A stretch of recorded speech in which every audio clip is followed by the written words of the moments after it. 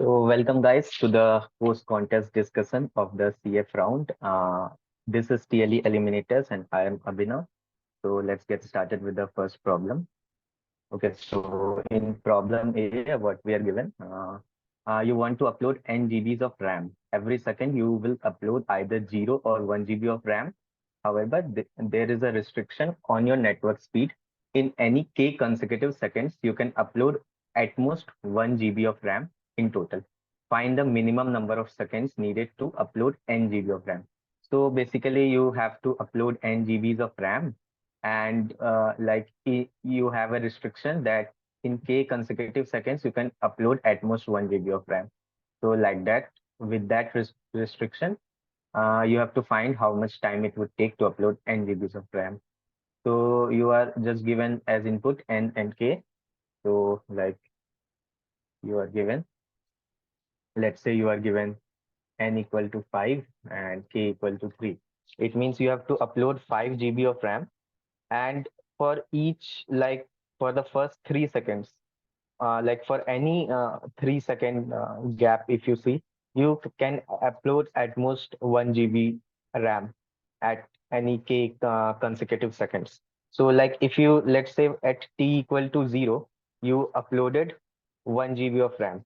Then at t equal to 1, if you again upload 1 GB of RAM, then you would be uploading 2 GBs in inside k seconds. So that's not valid. So you cannot upload another GB of RAM here. So in the t equal to 1 second, you would upload 0 GB. At t equal to 2 seconds, again you would upload 0 GB, because if you upload one, then in a gap of 3 seconds, you are uploading more than 1 GB. Now at t equal to 3, here now you can upload 1 GB of RAM, because now if you upload this one here, you have a gap of 3 seconds between these two uploads. Okay, so you have to maintain a gap of at least 3 seconds between any two, at least k seconds between any two uploads. And likewise, at t equal to 4, you cannot upload. At t equal to 5, you cannot upload. At t equal to 6, you would again upload. So likewise, this is in this pattern you would be uploading. So you have to find a time to upload n GBs of RAM. So basically, what you are doing at t equal to 0, you are uploading. Then you are waiting for k minus 1 seconds. So it would be 0, 0, 0 till k minus 1 seconds. Then you are uploading. Then again a wait of k minus 1 seconds. Uh, a wait of then 0, 0, 0, a wait of k minus 1 seconds, then 1 GB. Like this you are doing until you are able to upload this. Let's say you are able to upload the nth GB, then you would stop. So how much time have passed in this duration? So if you look at it, if you have to upload n GBs, the number of k minus 1 gaps, these gaps would be n minus 1 gaps, because you would upload 1 GB, then a gap of k minus 1, then 1 GB, then a gap, then 1 GB. So if you have to upload 3 GBs, you would have 2 gaps. Okay, so you can just take it like that. If you have to upload n GB, there would be n minus 1 uh, pairs of k, you can say, like this k minus 1 gap, and include that with a 1. So first k seconds, you would upload 1 GB. Next k seconds, you would upload 1 GB. Next k second, 1 GB. And the last GB, you can upload just in 1 second. So you would require, actually, if you see, you would require n minus 1 times, you would upload k seconds, n minus 1 times 1 GB. So for the first n minus 1 GBs, it would take n minus 1 into k seconds, and the last GB would take just 1 second. You would upload it and stop. You don't need to wait more k minus 1 second, because here only you have already uploaded n GBs. So your final answer is just going to be this n minus 1 times k plus 1. So you have to just take the n and k as input and just see out this value, n minus 1 into k plus 1. Okay, so you've got how I got the formula. Yeah, I'll discuss TLE. So like this formula is clear. So you have to just write that, like you can see in the code. What to do? Just see in n and k and just print n minus 1 times k plus 1. That's done. What's the time complexity of the code? It's just a O of 1 operation. So time complexity is O of 1. So I hope the first problem is clear. Okay. So now we can move to the second problem. Okay, so in the second problem, you are given an array A of n integers. You can apply following operation any number of times. it may be 0. First, choose an integer k such that k is between 1 and n, and then pay k plus 1 points. Okay, so you would choose an integer between 1 to n, and then if it is a k, you would pay k plus 1 points. And what you can do with that k, choose exactly k indices such that, so from the n indices that you have in the array, you are going to choose some k indices out of those n. So you would choose some k indices, and what you would do for each x from 1 to k, increase a ix by 1. So if you have chosen I1, you would increase a of I1 by 1. If you have chosen, okay, so whatever indexes you have chosen, you would increase value at that index by 1. So basically what it's saying is that in an array, just pick up k values, increase all those k values by 1. And for this, it would cost k plus 1 coins. To increase k values in the array by 1, it would cost k plus 1 coins. Okay, that's the operation you can do. Now, find the minimum number of coins needed to make a non-decreasing. So initially, you are given some random array. What you have to do, you have to perform these operations and make that array a non-decreasing array. It means it should be an increasing. Okay, so you have to make, you have to just sort that array in ascending order. Okay, you have to make it sorted in ascending order by applying these operations. Okay, so and you have to find the minimum number of coins needed to do that. Okay, you can do that in many ways, but you have to do in such a way so that the number of coins needed is minimized, and you have to just find the value of how many coins are needed to do this. Okay, so now let's see what can we do here. Okay, let's take this test case. So okay, let's say we are given this array. So as input, we are just given an array. Okay, so I'm just going to write the indexes for it. I'm taking zero based indexing. Okay, in the question is given one based indexing and pick a value from 1 to n. If you are taking zero based indexing, you can pick from 0 to n minus 1. It won't make a difference. Okay, so now from this array, what we are doing, we have choices, like we can maybe pick, let's say k equal to 2. What does that mean? It means we can pick two integers. So let's say I picked this one, and let's say I picked this 6, and I increase both of them by 1. So in one operation, what I can do, I can pick k.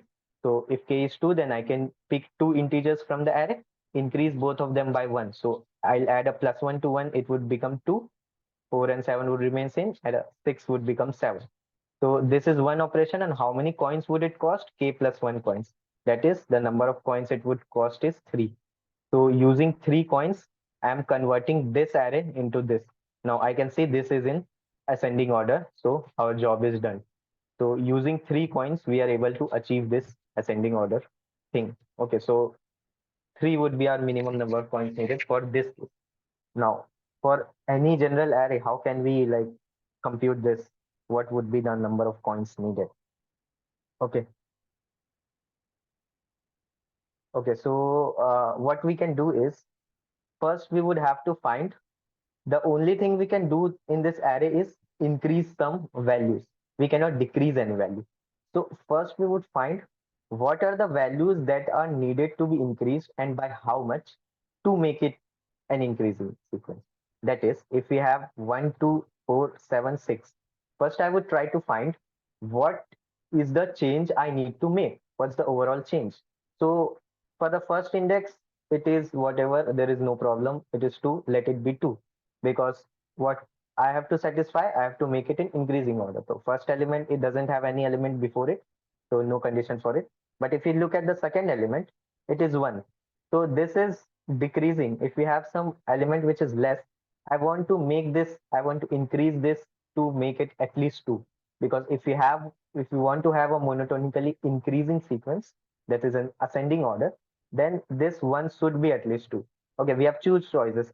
Either to make it increasing, I can decrease this 2 to 1, but I'm not allowed to decrease values here. So only thing I can do is increase this 1 to 2. Then only I can make it an increasing sequence. Okay, so the first thing is, at this index, we need to do a plus 1. That's the change. At this index, we don't need to do anything.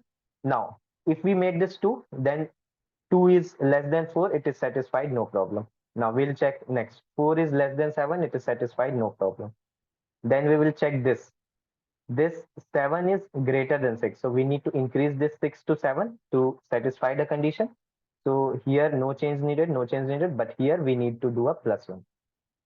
So first, by just going greedily, starting from the starting point, we can just find out what change do I need to make. So we can just find out at some point I don't need to make a change. So I'll say it's 0. And at some point, let's suppose I need to make a plus 3 to make it increasing sequence. Somewhere maybe I would need to do a plus 2 or a plus 1, or somewhere 0 or plus 4 somewhere. So like that, I can store these values in a array or vector, anything. And so what these values represents, these values represents the changes that we need to make. Now, how are we making the changes? We are performing operations. How are the operations are performed? You are going to choose k values, and then you are going to spend k plus 1 coins to increase all those k values by plus 1. So how can you minimize your number of coins? So let's say you have to do, let's say, a plus 1 at some index I, and some index j also you have to do a plus 1. So one way is choose k equal to 1, just do this plus 1. It would cost 1 plus 1 equal to 2 coins. Then again choose k equal to 1, do this plus 1. It would cost again 1 plus 1 equal to 2 coins. So in a total of 2 plus 2 equal to 4 coins, you have converted this ith index. You did a plus 1 at ith index and did a plus 1 at jth index with 4 coins. Another way was just to choose k equal to 2, pick both of these together, and just together do a plus 1 to both of them. In that case, it would cost 2 plus 1 equal to 3 coins. In 3 coins, you are able to make this change. So this is definitely better than using 4 coins. So what you can observe is, if you take the greater the value of k you take, the more numbers you take together, it would be better, because the cost is how many values you are increasing plus 1. So the more number of steps you do this, if you have to increase like 10 values, you would definitely need 10 coins at least, plus this plus 1 how many times you are doing. So the number of times you are doing the operations, the more number of times you would do the operation, the more plus 1 you would get. Okay, you are doing k plus 1 coins you are spending. So k coins are spent to increase k values, but this 1 coin is an extra which is spent for each operation. So you need to just reduce the number of times you are doing the operation. If you are doing the operation less number of times, you would spend less these extra ones. Okay, so how can you reduce that? So if you have 2, 3, and 2, so at some place you have to do a plus 2, at some place you have to do a plus 3, at some place you have to do a plus 2. What you can do? First, like take the minimum of all these, 2. So you have to do a plus 2 to everywhere. You have to do at least a plus 2 everywhere. So what you would do? You would pick all the 3 values where you can do plus 2. That is, you would pick k equal to 3, and you would perform this operation 2 times here. So that you do a plus 1 here, and then a plus 1 every time, again a plus 1 plus 1. So you have did 2 plus 2 to all the values. So with k equal to 3 and 2 times operation, it means k plus 1 is 4, and doing this 2 times. So with 8 coins, you are able to make, do this plus 2, do this plus 2, and you have done 2 out of the 3. So plus 1 is still needed here. So again, in the next operation, you would pick k equal to 1 and do a plus 1 here. So 2 into 1, 2 more coins you would be needed. So 8 plus 2, in 10 coins, 10 would be the minimum number of coins needed to make these changes. So you can observe, you would always, whatever changes you need to make, just if you store them, the changes you need to make. So you need to do plus 2, plus 2, and plus 3. So if you store them in ascending order, let's say, then like there are 3 values you need to change. So first you would apply the minimum of them, that is plus 2 to all the 3 values, reduce them to 0, 0, 1. So which are 0, you can ignore them. Now 1 is still left, so do a again apply an operation here. So if you have more values, 2, 2, 3, 3, 4, 6, 6. Let's say you have this. So in how many times you would do? First, you would take do a 1, 2, 3, 4, 5, 6, 7. You have 7. So you take k equal to 7 and do this operation 2 times. So you would reduce -2 to all the values you can do. It would be 1, 1, 2, 4, 4. So you have already done 2 operations to all of them. Now the required number of operations is reduced to 0 for these cases, 1 for them, 2 for this, 4 for this. Now you can ignore the zeros. Now how many elements are left where we need to perform operations? 5. So you take k equal to 5 and perform operation how many times? The minimum of them. Minimum is 1. So you would perform 1 time.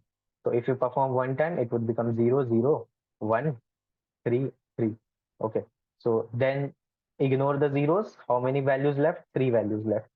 So you would take k equal to 3 and perform the operation minimum number of time. This is 1 time. You would perform the operation. So make it 0, 2, 2. Then ignore the 0. How many left? 2 left. So you would take k equal to 2, perform the operation 2 times. Minimum is 2. So you perform the operation 2 times, make them 0, 0. All of them are 0. You are done. So what's the cost needed? You took k equal to 7, perform operation 2 times. So this thing took k plus 1 into 2, that is 8 into 2, which is 16. This thing took 6 into 1, which is 6.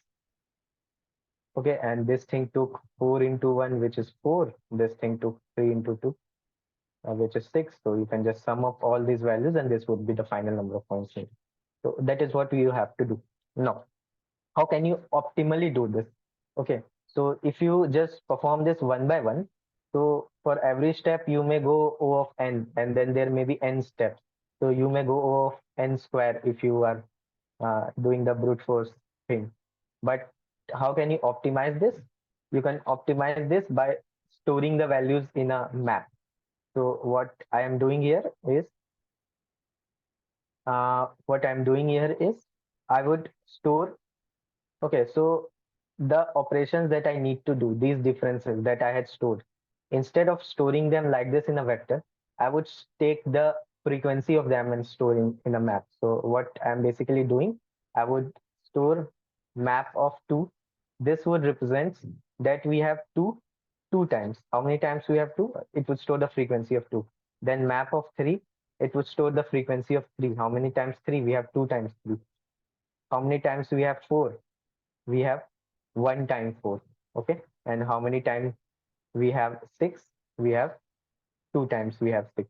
Okay, so like this we can store in a map, and then we would start from the lowest value. In map the keys are always in sorted order, so we start with the lowest value. We start with 2, perform the operation how many times. Initially we would store how many values, like while keeping the map we can, in a variable we can store the frequency, how many times we are adding to the map. So we had added a total of 7 times.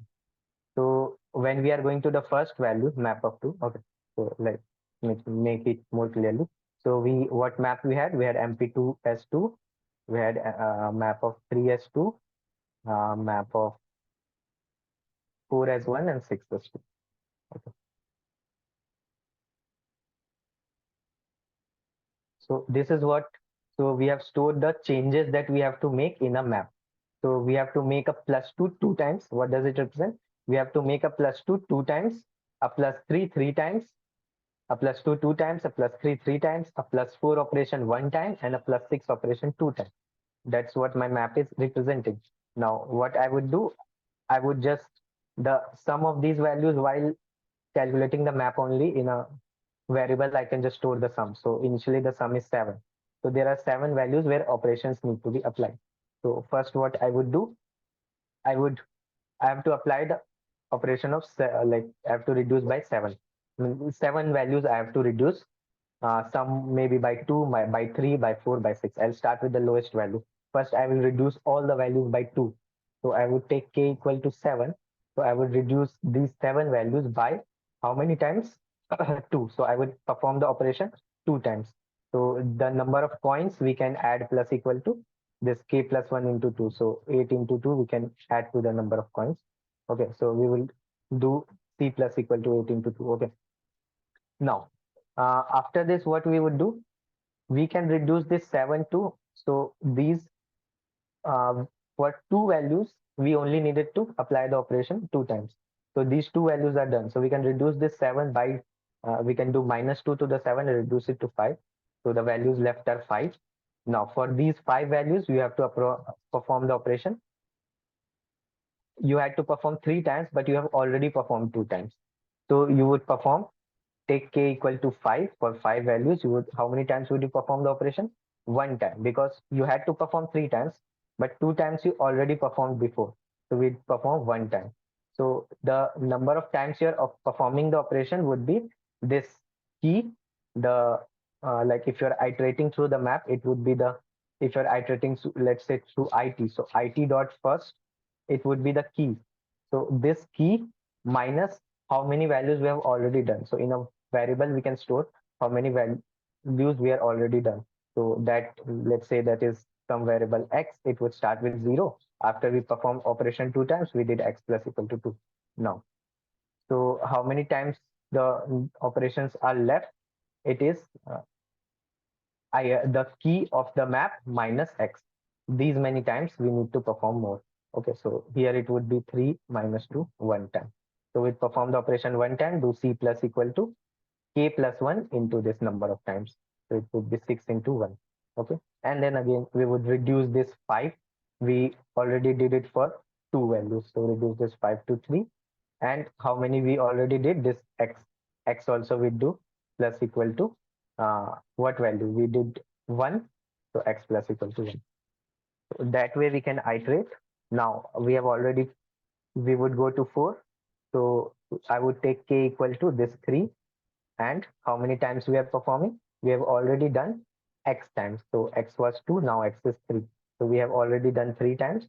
So 4 minus 3 equal to 1. So I would now do one time. For this, I would perform the operation one time. Okay, and so likewise, we can just do it. So I hope you would have understood. If there is any doubt, you can ask.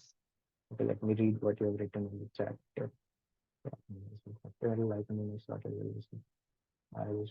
Okay, I think you all have solved the problem. If anybody has a doubt, what I explained, if you're not able to get them, you can write. Yeah, we will discuss E. In the second problem, if anybody has a doubt, what I explained, then you can ask, or I would move to the code now.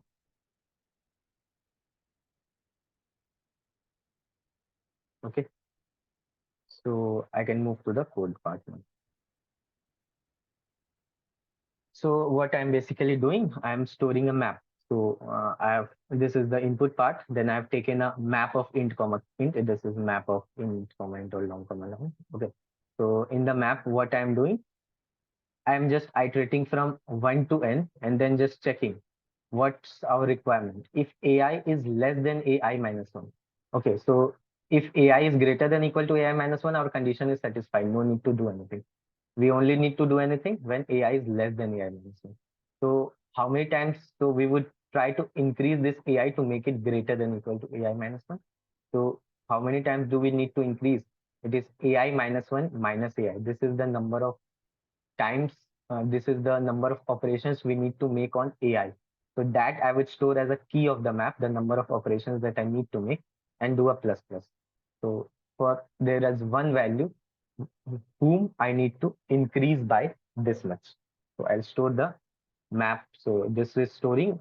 I have to increase, do a plus this to how many values. Okay, so plus plus. And then total plus plus. This is just storing in how many values we are performing the operation.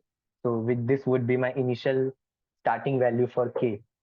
So as I had explained, I'm storing in a variable how many times we are performing the, how many variables, in how many values we are performing the operation. So that would be my initial value of k. So I'm doing total plus plus, and then AI I have increased to AI minus 1. Okay, so I've assumed I've performed the operation already. So I increase this AI to AI minus 1 so that when you go to the next index, the AI, if when we go AI plus plus, the AI minus 1 we are comparing with, that is updated. So for that, we are updating it also. Okay. And then the operations we need to perform is stored in the map. So we would perform according to our map. So we would iterate through our map. Okay. So P dot first is the key of the map. As I told, in a variable X, I have stored how many operations are already performed. Okay. So how many increments are already done. So P dot first minus X. Initially, no increment is done. So it would be the value of the key. So that many times we need to perform the operation. And this total plus one is the, so total is our K. So K number of times into K plus one would give you the number of coins we would add. Okay, so answer is the number of coins required. So we'd plus this to our number of coins required. Okay, and then we'll update our total. We'll reduce it by P dot second. That is the value of like how many values we already did. So we'll reduce our total, and we'll update our X as P dot first. So these many values we already did.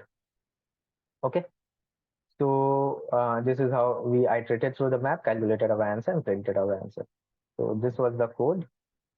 Like how this is working, doing all this. So just add next solution. Just add the max value of stored values. If you can open your mic and say if you have a doubt, I did not understand what you are trying to say. Okay. If this is not clear, you can just open your mic and say if there is any doubt. Otherwise, I think you have solved the problem. So I have explained my approach, how I have done. So I hope this is clear. And I've explained the code also. So like now let's look at the time complexity of the code. If you have a doubt, you can ask. You can unmute and ask. Okay, I'm assuming it's clear. So now this is the code. So what would the time complexity of my code be? So I'm iterating through all the values and storing my map. So this map operation, storing in a map, is a log n operation. So this whole thing is n log n. Okay, this whole thing would be O of n log n because uh, I'm iterating through n values, and for each value, there may be, in the worst case, I'm doing a plus plus for each value. So this is a log n operation for insertion in a map. So it's O of n log n here. And then for this part, I'm iterating through all the values in the map. So at max, we would have n values in our max. All the values would be unique, and we would have n different values in our map. So at max, we will be iterating through n values, and this is a constant time operation. So this whole would be O of n at max. So our overall time complexity is going to be O of n plus O of n log n. So it's going to be O of n log n is going to be our overall time complexity. Okay. So the constraint given was n is 1.5. So O of n log n is accepted. I hope this problem is clear. So we can move to the next problem. If you still have any doubt in this problem, you can ask. Okay. Otherwise, we'll move to the next problem. Okay. In short, I'm explaining again what I did. I just stored what is my requirement in a map. So I need to increase a value by this much. Okay. So for each index, I would store by how much I need to increase.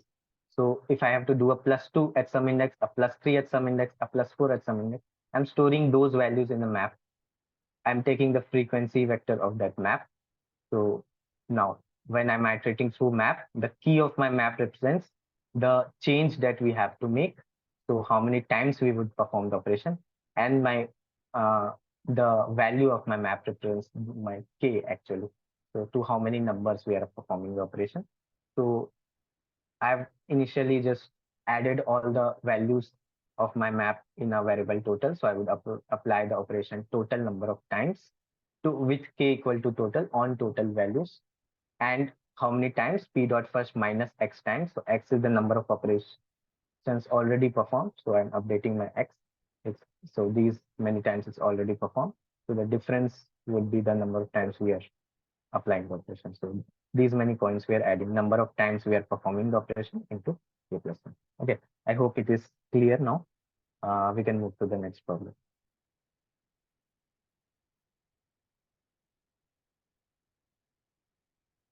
Okay. So the next problem is there are n flowers in a row. The ith of them initially has a positive height of hi meters. Okay. So every second the wind will blow from left, causing the height of some flower to decrease specifically every second for each I from 1 to n. In this order, the following happens. So we are given an array of uh, heights of some flowers. Okay. So we are given an array H where Hi represents the height of the ith flower. Okay. Now what is happening? After every second, these things happen. How it is happening? It is happening from I equal to 1 to n. So first it would happen for I equal to 1, then for I equal to 2, then for I equal to 3. So wind is blowing from left to right, as it said. So from left we will start, we will go to the right. So for each second, we would go from left to right whole. So, okay, so what we need to do.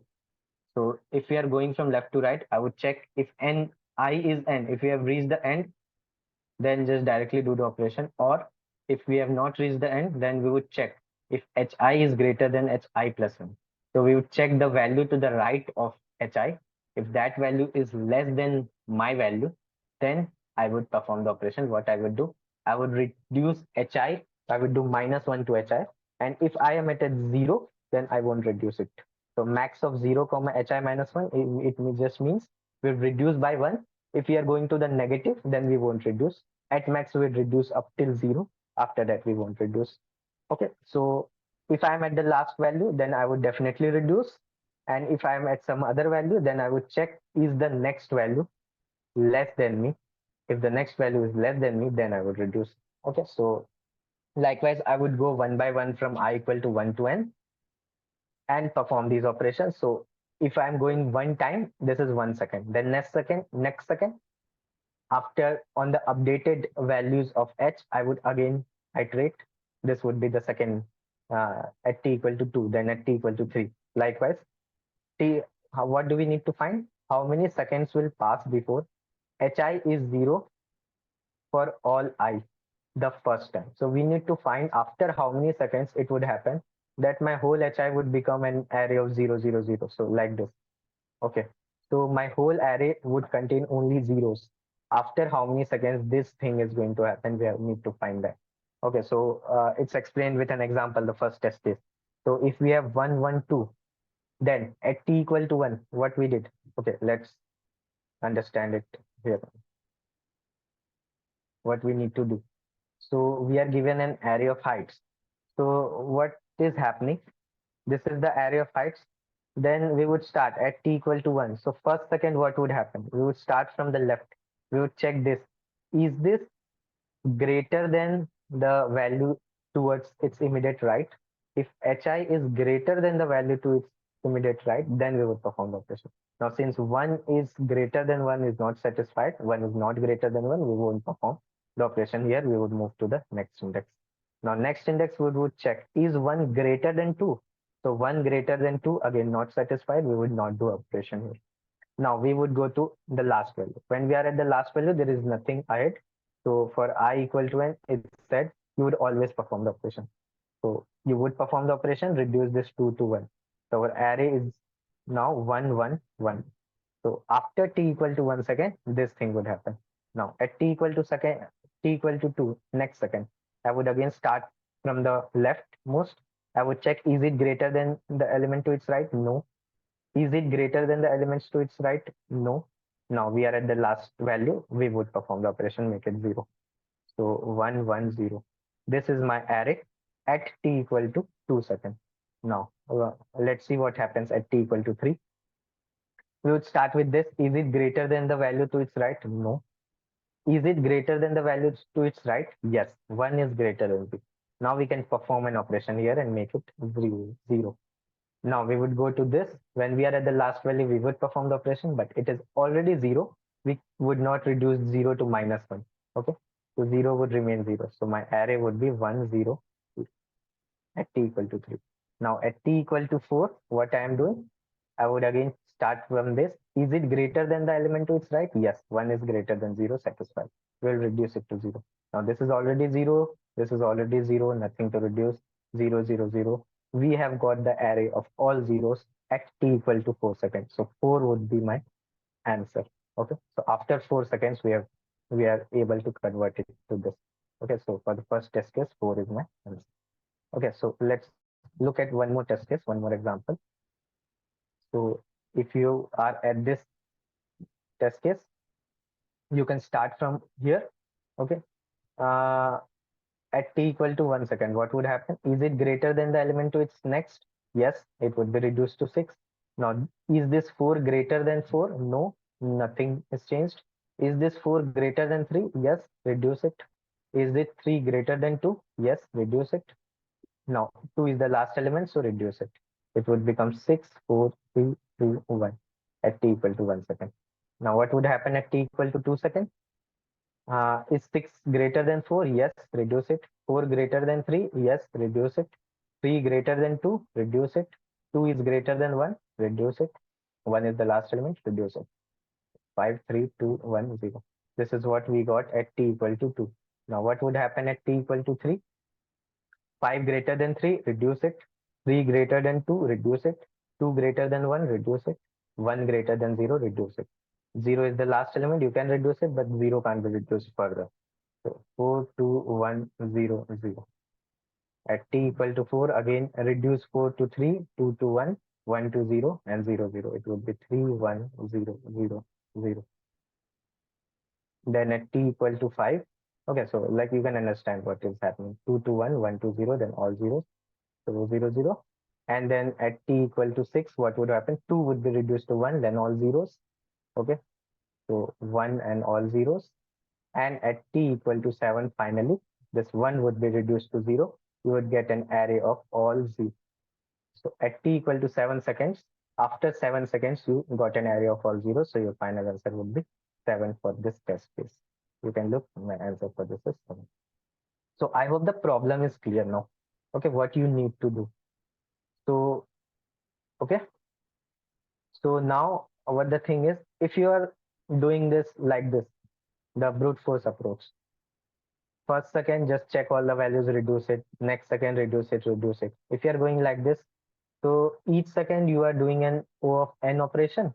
And how many times you're going? At max, you may go t seconds, or how many times you are reducing. At max, it would take hi is 1e9. So it may take 1e9 seconds to get reduced. So this would be O of h into n into hi. That would be 1e5 into 1e9. So this would obviously give me TLE if I am doing the brute force approach. Now I need to optimize this approach. How can we do it? That is the problem.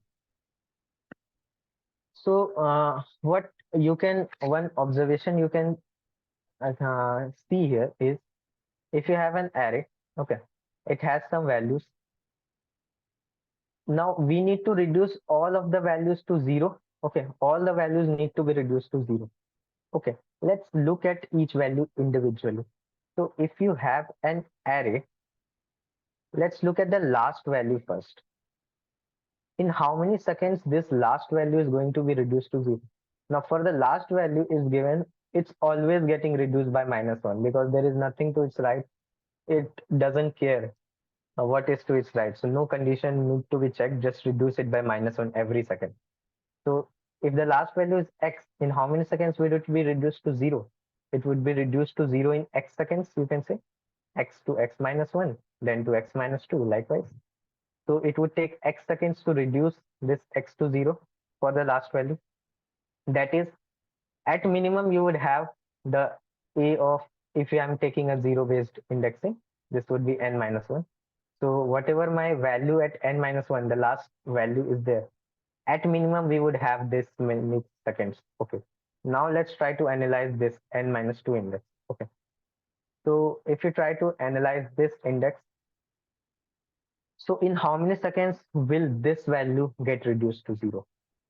So each time, when is this value getting reduced? If let's say there is a y, so at minimum it would take y seconds. If it is getting reduced by -1 every time, it would take y seconds. But it may happen that at some cases it is not able to get reduced because this is not satisfying the condition that hi should be greater than hi plus 1. Okay. So if this condition is not satisfied, that is the value just to its right, which is the last n minus 1th value. If that value is not smaller than this value, then it won't do a -1. It would do a -1 only when this becomes smaller than that. So if we, let's say, have a 7 and a 6, so there would be some values. The last two values are the area 7 and 6. So if this 6 is less than 7, it would get reduced to 6. Now, in this step only, this 6 would definitely get reduced to 5. At every step, this is getting reduced. This is for sure. So again, now this 6 is still greater than 5, it would get reduced to 5, and 5 would be reduced to 4. 5 reduced to 4, 4 reduced to 2. It would go like this. So in this case, you can see when you have 1, you would have 0. It's going to be reduced. So it would take 7 steps to get reduced. Number of that what is here, it would take 7 steps.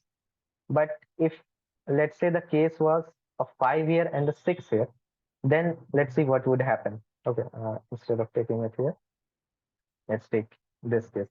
So there is some array. The last two values of the array are 5 and 6. Okay. So in the first second, this 5 is not greater than 6. It won't reduce. The 6 would reduce to 5. Next second, this 5 is still not greater than 5. It won't reduce at the second at t equal to 2 also. This is going to get reduced. Now, when we have this 5, 4, then 5 is greater than 4, then it would start reducing. Once it starts reducing, it would now take 5 more seconds. So it took 2 seconds here and 5 seconds here. So what we can say, it took a total of 2 plus 5 plus 2 equal to 7 seconds. What I can say is, if the last value is taking t time to get reduced, the second last value is definitely going to take at least t plus 1 time to get reduced, because it would, if at some time t, the last value is getting reduced to 0, then before this at t minus 1 time, it was 1. So whatever value you have here, it can never get to 0. If you have a 1 here, 1 is not greater than 1 to get reduced to 0. So it would not reduce. When you have a 0 here, then only this 1 can reduce to 2. So at t plus 1 second only, you can get a 0 here if you have a 0 at a time t. So if the last value is taking t time to get reduced to 0, the second last value is going to take at least t plus 1 time. Or if this value is greater, if this value is more than t plus 1, it would take that many times. So I'm telling that any value, so you can generalize this for any value. If you are at the Sir, ith index, yeah, sir, can you explain this part 5 and 6 again? okay. So uh, what I was telling, I have an array and the last two values of the array are 5 and 6. Okay, Yes. that is Mm-hmm. my case.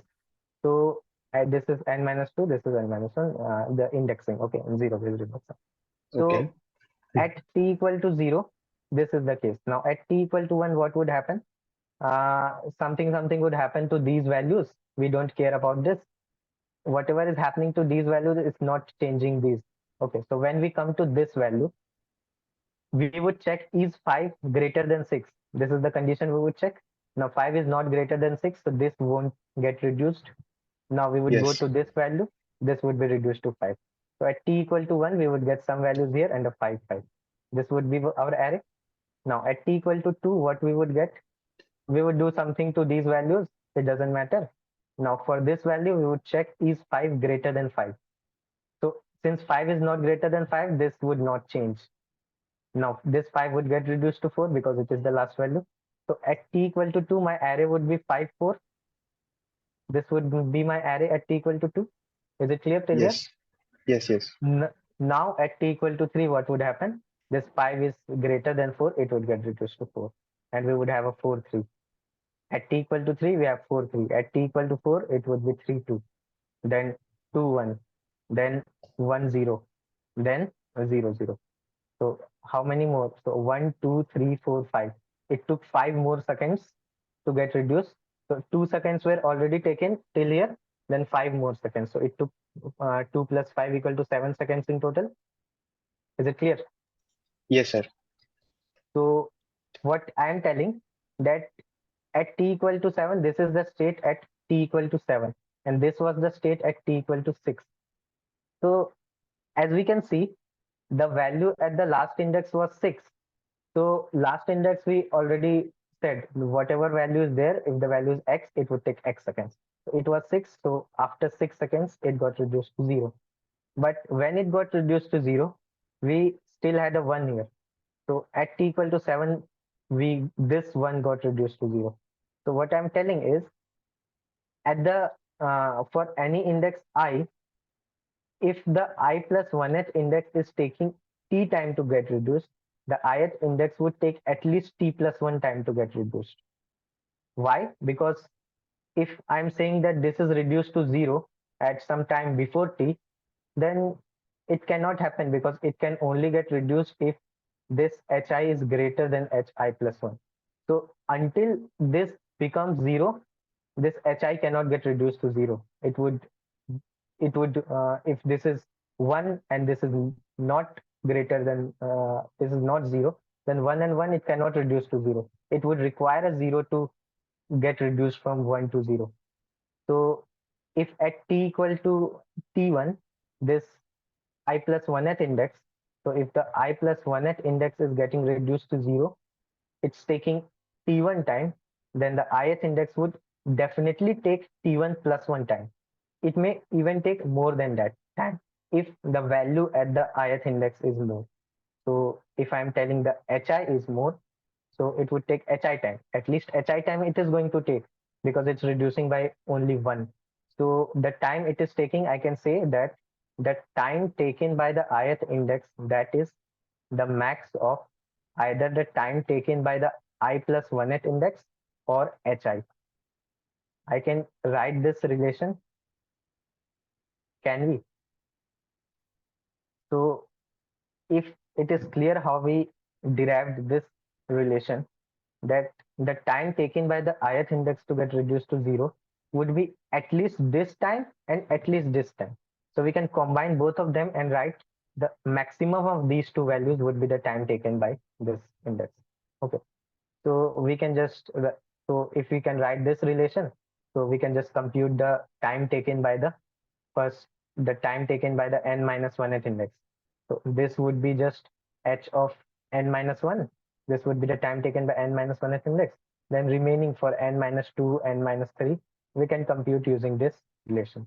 So you can just say it is like a dp state which is getting computed from the back. Okay, you can say it as a dp, or you can just say it anything. Okay, you are just iterating through from the end to the start. Okay, and just taking the maximum of the previous value of time with h. Okay, so instead of storing this time in a, you can store that in an array representing the time of every index, or you can just take a variable t. What you can do, you can initialize t as h of n minus 1. This is the time taken for the last index.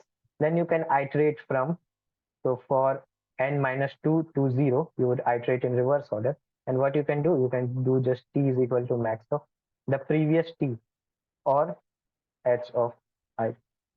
You can just do this thing. So whatever t you get, you can just see out that t. That would be your final answer. Okay, I hope it is clear. So this is only the code for it. This much only. You can look at the code. Okay, what I took the input, and then I took this t was my answer. My answer is a of n minus 1, and I just iterated in the reverse order from n minus 2 to 0, and I did answer equal to max of answer plus 1. Sorry, it was not t, it was t plus 1. Okay, it would take at least this plus 1. As I told, it would take at least t1 plus 1 time. So there was a plus 1, I missed it here. So we would just write t equal to max of t plus 1 or hi. Okay, so this is exactly answer. This is max of answer plus 1 comma ti. So this is my answer. I hope it is clear. But why not the condition? So that's what, from the condition only we derived this thing, na, that to satisfy the condition, the time taken to get reduced would be at least the time taken for the ith index to get reduced would be at least the time taken for the I plus 1th index to get reduced plus 1. This condition we derived from that fact only, from that the given condition only, that hi should be greater than hi plus 1, then only we can perform operation on hi. So the time taken for hi plus 1 to get reduced. Plus 1 would be the minimum time taken by hi to get reduced.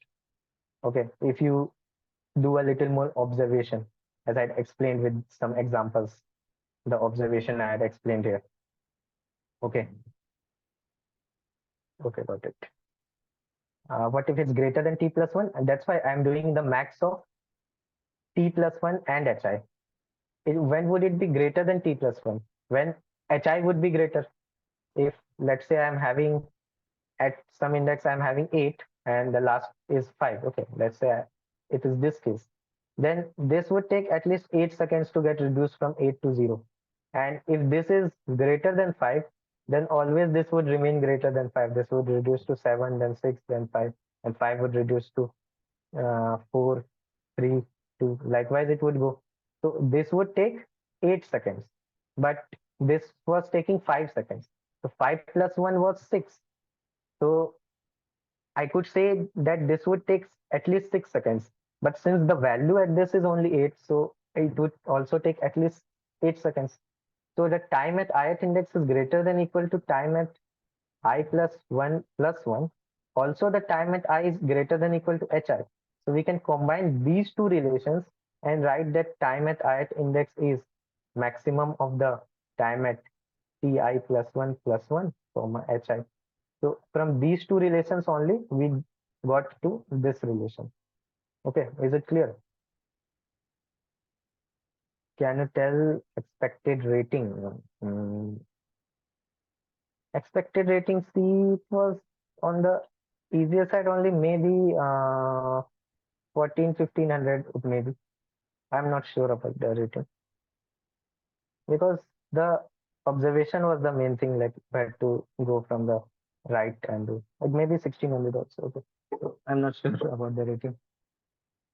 We are discussing till E. Okay.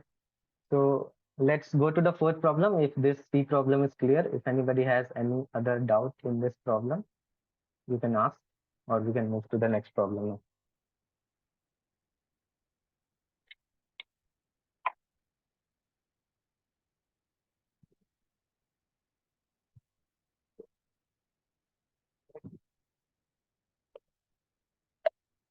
Okay, so we would move to the next problem now. So D, what it is given here is Alice and Bob are playing a game. Initially, there are n cakes with ith cake having a tastiness value of ai. So basically, again, you are given an array A, which is representing the tastiness value of the ith cake. Okay. Alice and Bob take turns eating them, with Alice starting first. In her turn, Alice chooses and eats any remaining cake whose tastiness is strictly greater than the maximum tastiness of any of the cakes she's eaten before that. Note that on the first turn, she can choose any cake. So what it's saying that one by one, first Alice would eat a cake, then Bob would eat a cake. This way it is going. Now, in Alice's turn, what she would do, if she has eaten a cake with a tastiness value, let's say X in the previous turn, then she would eat a cake with a tastiness value strictly greater than X. Okay, so whatever value of tastiness she has eaten before, she would always increase that value. She would always eat a cake of a value, tastiness value strictly greater than the previous maximum she has eaten. Okay, so that's what Alice is doing. Now, in his turn, Bob chooses any remaining cakes and eats it. So Bob can just choose any cake and eat it. He is not going to bother strict tastiness values. But what he's going to bother is the game ends when the current player can't eat a suitable cake. So this is when the game ends. So if let's say Alice is not able to eat any cake having a tastiness value greater than any previous, so if Alice is not able to eat any cake, the game would end. Or if all the cakes are finished, then Bob cannot eat a cake, then the game would end. These two are the cases when the game can end. So let X be the number of cakes that Alice ate when the game ends. Then Alice wants to maximize X while Bob wants to minimize X. So what Bob wants to do, he can choose any cake, but he would choose such a cake so that the number of cakes Alice eats, this value is minimized. minimizing is Bob's target, and Alice would like to eat more and more cakes. So she would try to maximize X. Find how many cakes Alice will eat if both players play optimally. So that's the problem. How many cakes Alice would eat if both are playing optimally, and n is given as 5,000. So it means we can do a solution of n square also here. Okay, and AI is up till n. Okay, so now let's see what we have to do. Okay, let's take one example from here. Okay, and let's move this. Okay, let's say we are given this problem. Okay, this is the tastiness value of the cake. So now we need to find if both Alice and Bob are playing optimally, what's the number of cakes Alice eats? So how is Alice eating a cake? She would choose any cake. At first, she can choose any cake. For the first term, when Alice would start the game, she can start with any cake. Let's say she started by eating this cake number one. Okay, so now Alice has eaten this a cake with a tastiness value one. Okay, so this is done. Now Bob can choose a cake. Let's say he chooses two. Okay, now what Alice would do? Now Alice would choose a cake with a tastiness value greater than one only. She would never choose a cake with a tastiness value less than equal to 1. So C can greater than 1, there is a 4, there is 3, there is 4 available. 2 is already eaten by Bob. So C can choose, let's say she chooses a 4. Okay, let's suppose she chooses a 4. So she would eat a cake with a tastiness value 4. Then Bob has the choice. What can Bob do? Bob can either choose 3 or Bob can choose 4. Okay, let's suppose Bob chooses, okay, this is eaten. Let's suppose Bob chooses this 4 and eats this. Okay, so Bob chooses 4 and eats this. Then the only available is 3. But since the maximum value is 4 now, Alice cannot pick a cake with a tastiness value less than 4 because 3 is less than 4. So she would not pick it. The game would end here. She cannot pick any value greater than 4. Game would end. Alice ate only 2 cakes. But let's suppose here when Bob chose 3, when Bob chose 4, if instead of 4, if Bob would have chosen 3, okay, still 4 is not greater than 4, Alice would not be able to eat, okay, it would be 2 only. Okay, now you need to like make the play optimal so that number of cakes Alice eats, she would like to maximize it, and number of cakes Alice eats, Bob would like to minimize it. That's what basically both players are trying to do. So what the optimal play is going to be? So let's just look at Alice, what Alice would can do. So if you have a some array of cakes, first let's sort it. Okay. So instead of, because the order where this is occurring, it doesn't matter. Okay, so we can just sort it. So we have a cake of tastiness value 1, a cake with 2, a cake with 3, and 2 cakes of tastiness value 4. That is what we have. Now let's suppose Alice at the beginning only if she chooses 3. So at the beginning only if Alice would choose 3, then after 3 she can never pick 1 and 2. So she would all have to pick greater than 3 only. So this 1 and 2 just gets rejected. So it's just it would make 1 and 2 just, as if they are not present. Okay, because it would not matter what they are or they are not, because Alice is never going to pick them. Okay, Bob can pick them, but why would Bob pick them? What is Bob trying to do? Bob is trying to minimize the number of cake Alice eats.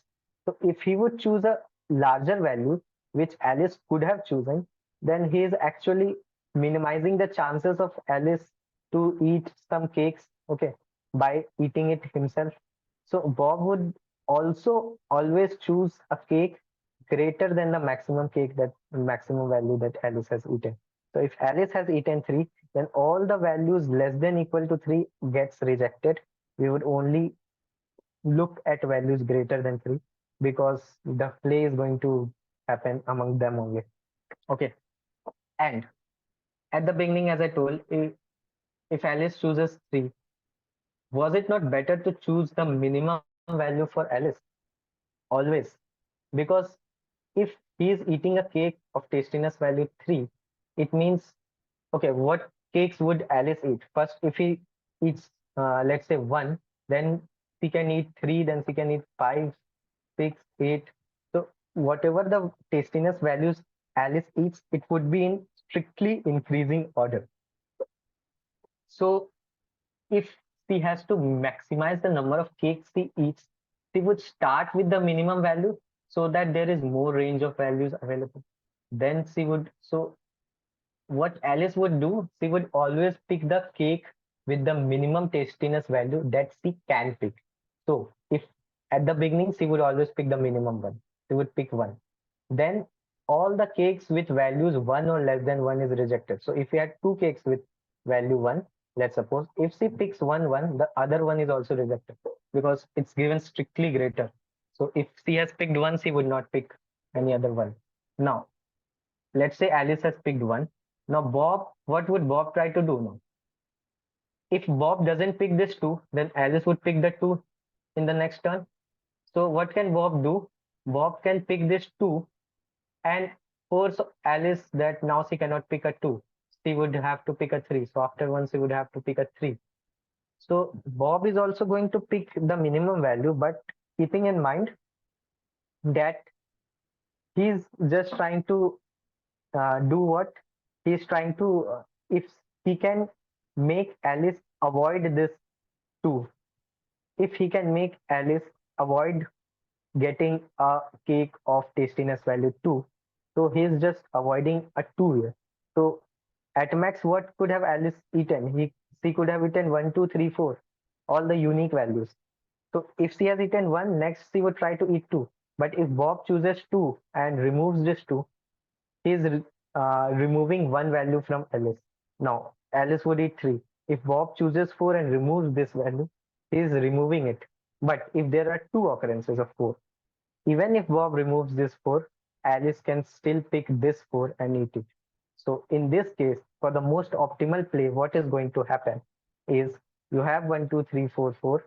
In the most optimal play, first Alice would pick 1, this is rejected, one is picked.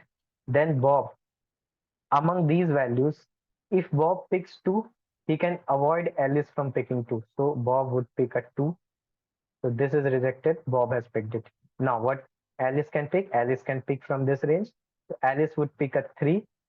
And then what can Bob do? Bob can pick in this range. But he can pick this 4 or this 4, it doesn't matter.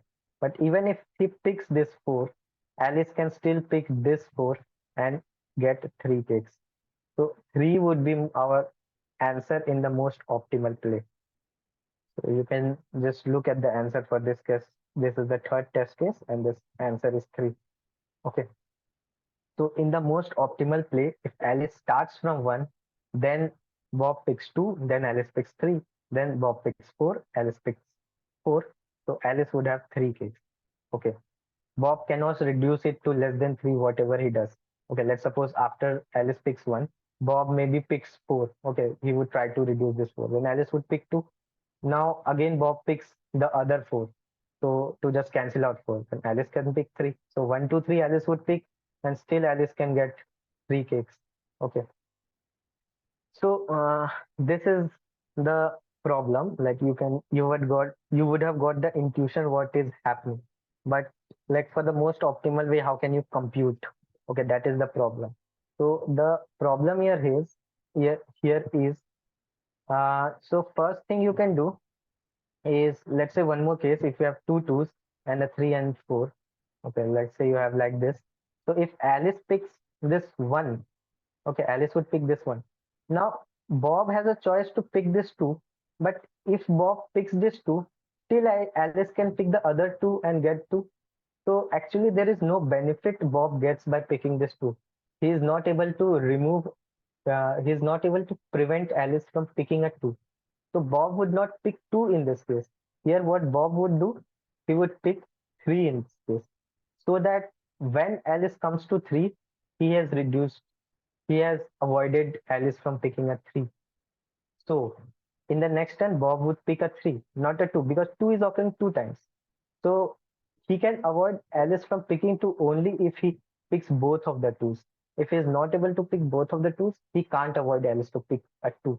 So he would not pick two because that is a waste of. If Alice picks two, then it's a waste picking two by Bob. Instead, he can pick a three and maybe in future avoid Alice from getting a three. So Bob would pick three and then Alice would pick two. And then this still two is rejected. Although this two is not picked by either Bob or Alice, but still it's it is rejected now.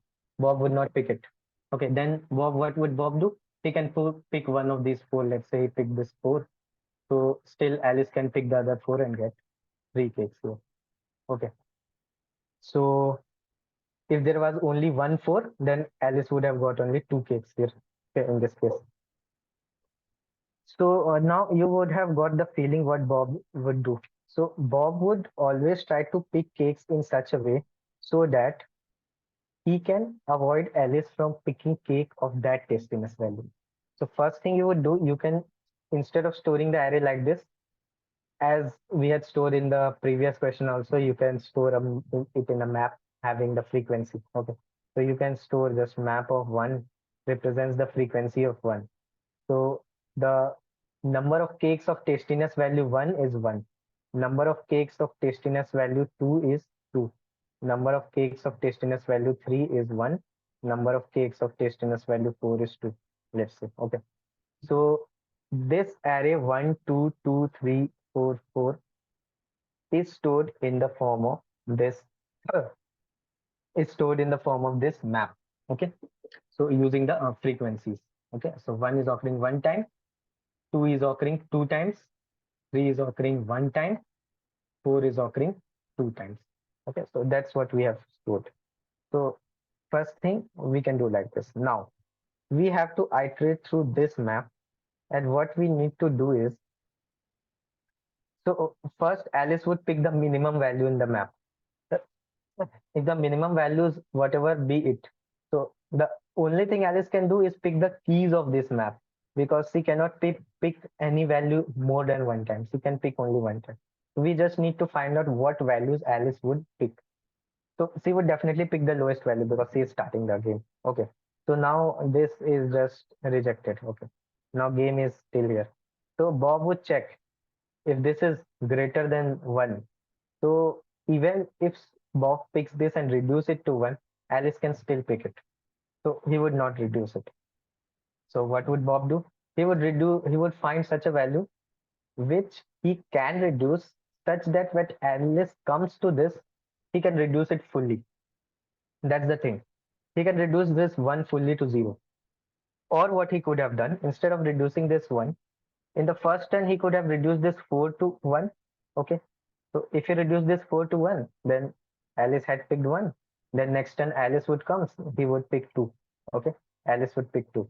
Then next turn, Bob would reduce this 1 to 0 entirely. So this 4 is finished.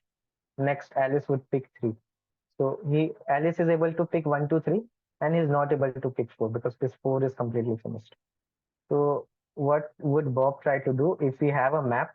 Okay, so if we have stored it in a map of some value comma frequency. Okay, in this way, if we have stored a map, let's say, we would iterate through each of these pair of values and frequency. So one more thing you can notice, these values actually doesn't matter, only the order matters. So you can only, once you have stored them in the map, these frequencies only matter, because first this is the lowest frequency, second lowest is this, this is the frequency of the lowest value, this is the frequency of second lowest value, this is frequency of third lowest value, frequency of fourth lowest value. So you can store these frequencies in a vector, and so that it's easy to perform the operations. Okay, you don't need to consider a map. So after calculating the frequencies in a map, you can store the frequencies in a vector. Okay, that's the next thing I'm doing. So I'm taking it as 1, 2, 1, 2, 1. So these values I'm storing it as 1, 2, 1, 2, 1. So this represents, okay, 0, 1, 2, 3, 4. So although I can say the frequency of 0 is 1, frequency of 1 is 2, like this I can say. Although it's not true, the frequency of 1 was 1, 2 was 2. But these values, does that matter? Only the which is greater than that, which that matters. So if we have 1 2 4 6, we can change 1 to 0, 2 to 1, 4 to 2, 6 to 3. So the order of 1 to 4 6 and the order of 0 1 2 3 would be the same.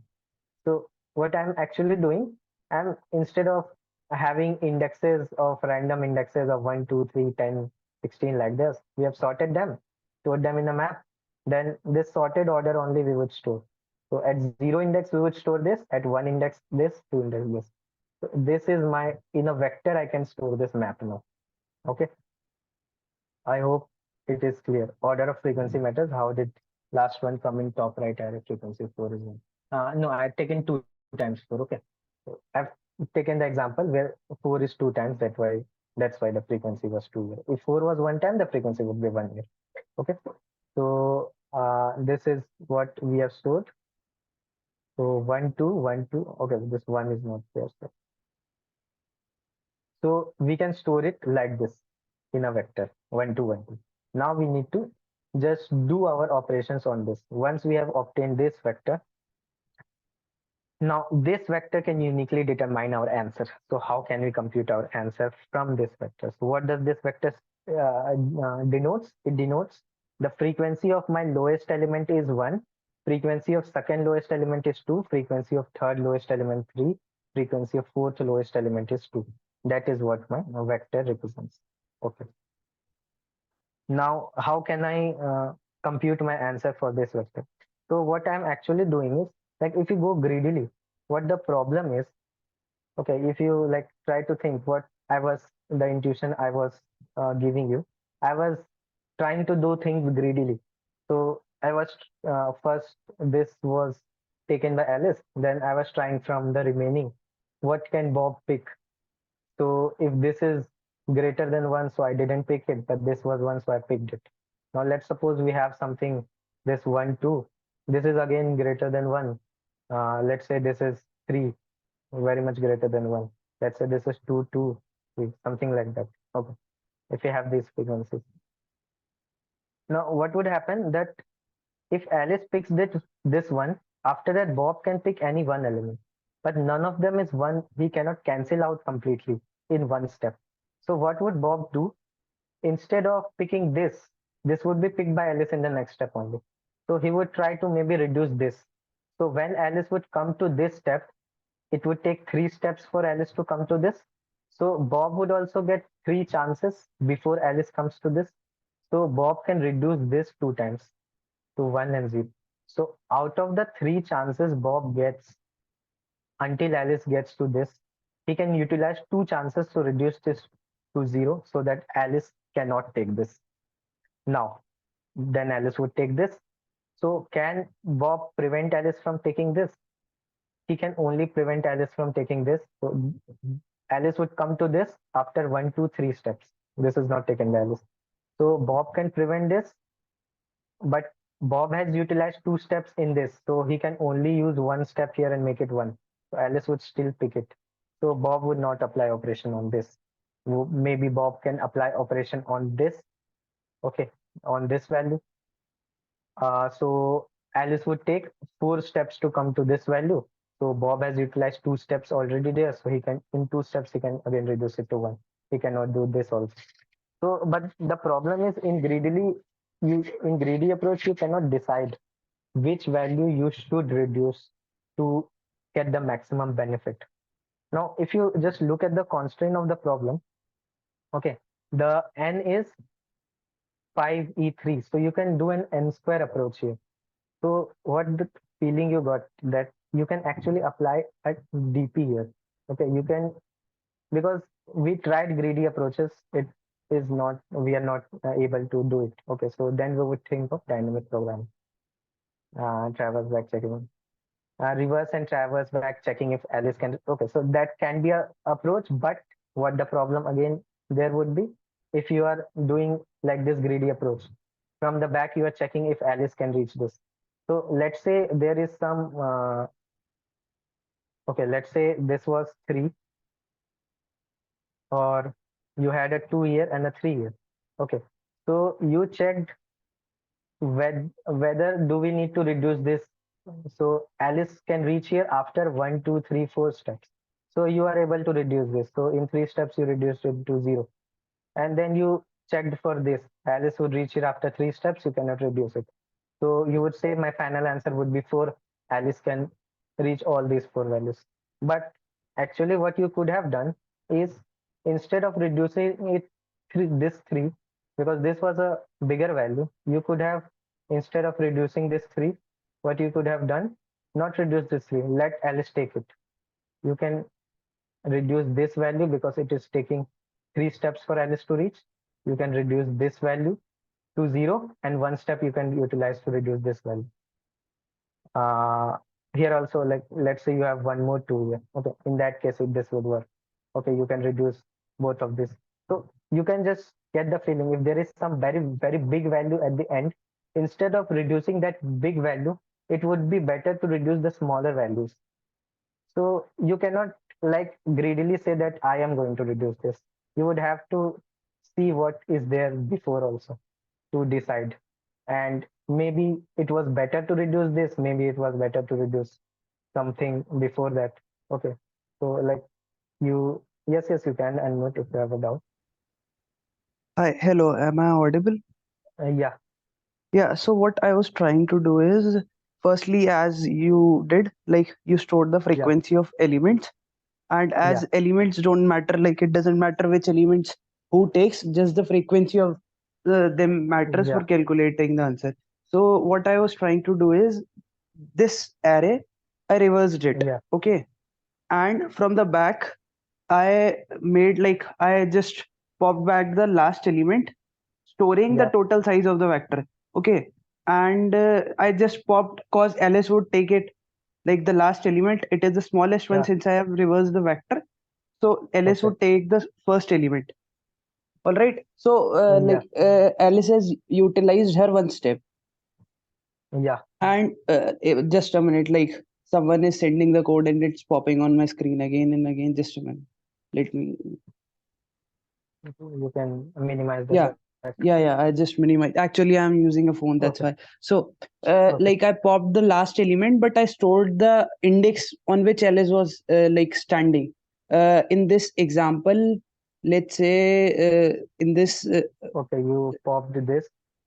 Okay, you reversed could you draw it. like a reversed vector of this Okay. same So frequency? this I am drawing the reverse. 3, 2, 1, 2, 2, 1. Okay, this would be Yeah. the reverse. Okay, so you Mm. pop the So 1 from here. yeah, but I is on like six. Oh, sorry, five. Yeah. That is index of Alice. Okay. Okay. And since I have popped the last element, Bob can either pick like the element on the fourth index, Yeah. or on the third or second or one or zero, like on the left side, Yeah. whichever is like feasible. So if Yeah. to check that, what I did was like I don't know my approach is like working or not. I couldn't implement it properly, but I'm curious. So uh, what I was trying to do was like I checked for the last element how much steps would Alice take like to reach the one on the fourth index, since if it has already like utilized its one step, if its Yeah. frequency would have been one, we could have just removed this element, and then again Yeah. like it would have been Ls's chance, so she can start from the end of the vector.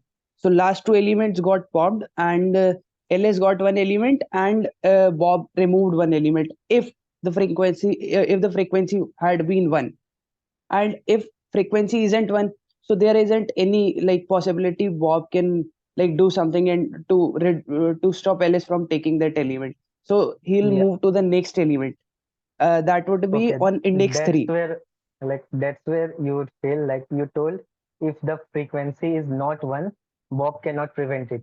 But No, Bob he actually can, can. but Yeah. like to check that I'm checking now, like I have stored the Yeah. total size of the vector, okay, Yeah. So you through. are comparing that frequency with the size of the vector, how many steps No, Alice. I'm not comparing the frequency. I am computing the steps Alice can, Yeah, like yeah, yeah. Alice will, yeah. steps Alice would that collect, Alice has already taken. So number of elements you popped back, those are the number of steps Alice has already taken. So and you are checking that with and the frequency now. yeah, no, not with the frequency.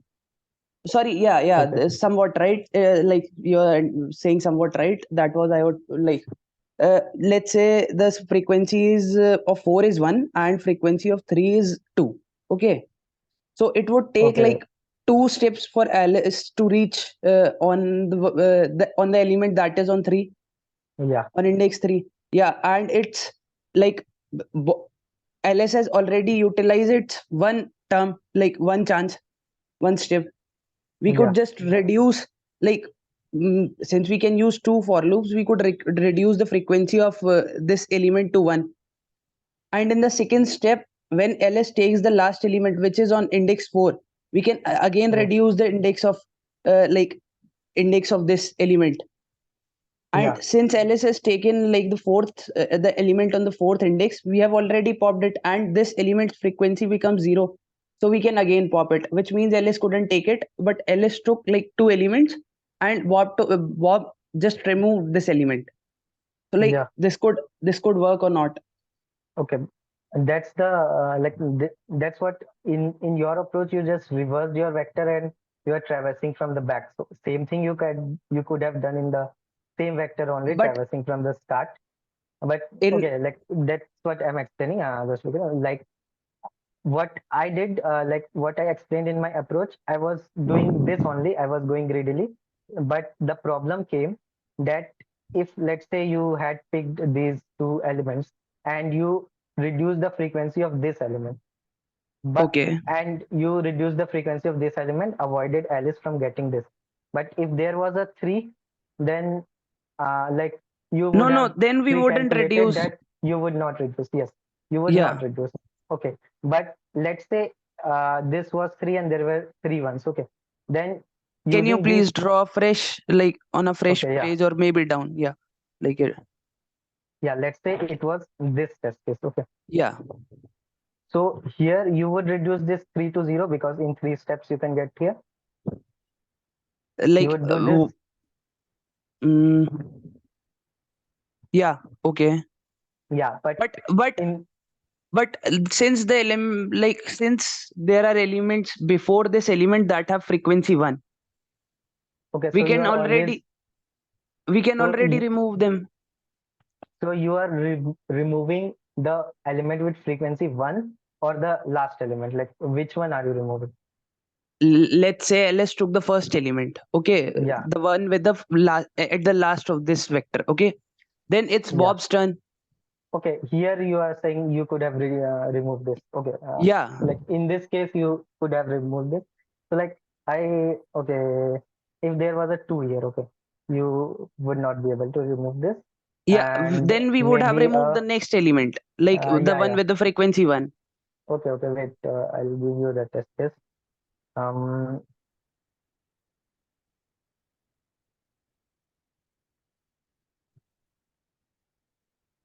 okay, let's say it is like this one. Okay, one, one, one, then three, three, two, one. Okay, let's say it is this. So you remove the one, you check two was you were not able to reduce. So you remove two, you remove three, you were able to reduce this three to zero. That's what you would do. No, actually, like since its frequency is 3 and ls can take 3 steps, we would remove the Yeah, next element, like the next one. this one. Yeah, Like how would you come to this one? So you were by taking the difference of the indexes, like I had stored the index on which alice was standing, like up till the element which okay. alice has taken, and the element which I am checking on, I could just subtract and calculate the distance between them, since ls wouldn't skip any element in the middle. Okay, so when you remove this one, then what did you check? You checked for this two, whether can we remove this two, or you checked the whole array and Yeah, whole like array, whole okay, in array, whole like array. from the right. Okay, so in this case, which one would you reduce? Whose frequency would you reduce in this case? Like I'll need a pen and a paper to check like Okay, what like Okay, like Maybe, yeah, maybe we can discuss this approach after, okay, yeah, like, we can discuss afterwards. Like it's taking time. yeah, it So would take a while. yeah. Okay, so what basically like if you can understand, the greedy approach is not going to work. That's what I'm trying to explain. Maybe you can try more on that. Yeah, Like like that's my doubt. Why isn't greedy okay, working? so this is we can discuss maybe later. Okay, Yeah, so yeah, what I'm sure. telling is it's there would be some test cases which you would miss just because you cannot when Alice has picked this, you cannot decide which one Bob is going to pick at that time, because it would depend what is going to happen in future on all the values and all. You cannot decide at that point only that yeah, I'm going to reduce the frequency of this. You cannot decide at that point. uh, so what approach I'm going to tell you is what we can do. So uh, we are going to use a DP approach here. So in DP, what I'm going to take the state of my DP as. So as you can see, we have n up till 5e3. So we can do a n square approach here. 25e6 is okay. So we would take a 2D DP here. So in general, whenever we take a DP, the first thing we take is an I, which represents the subarray from 0 to I. Like generally we take a DP like this only, because if we have a vector, we just break that into 0 to 0, 0 to 1, 0 to 2, 0 to 3, 0 to 4. In these sub problems, we break that problem into. So that's the first index I, which represents that we are solving our problem for up till index I. Okay.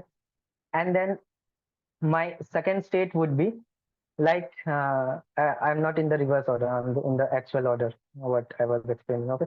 So let's take this example only, which I was explaining. 1 2 2 1 2 3. Okay.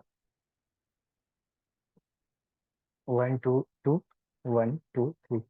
Okay. So we have these frequencies which represents the frequency of lowest element is 1, second lowest is 2, third lowest is 2, like this. Okay, this is what my vector is representing. Okay, now what I'm doing, I'm applying a DP on this vector. That's the first thing, not on my original vector.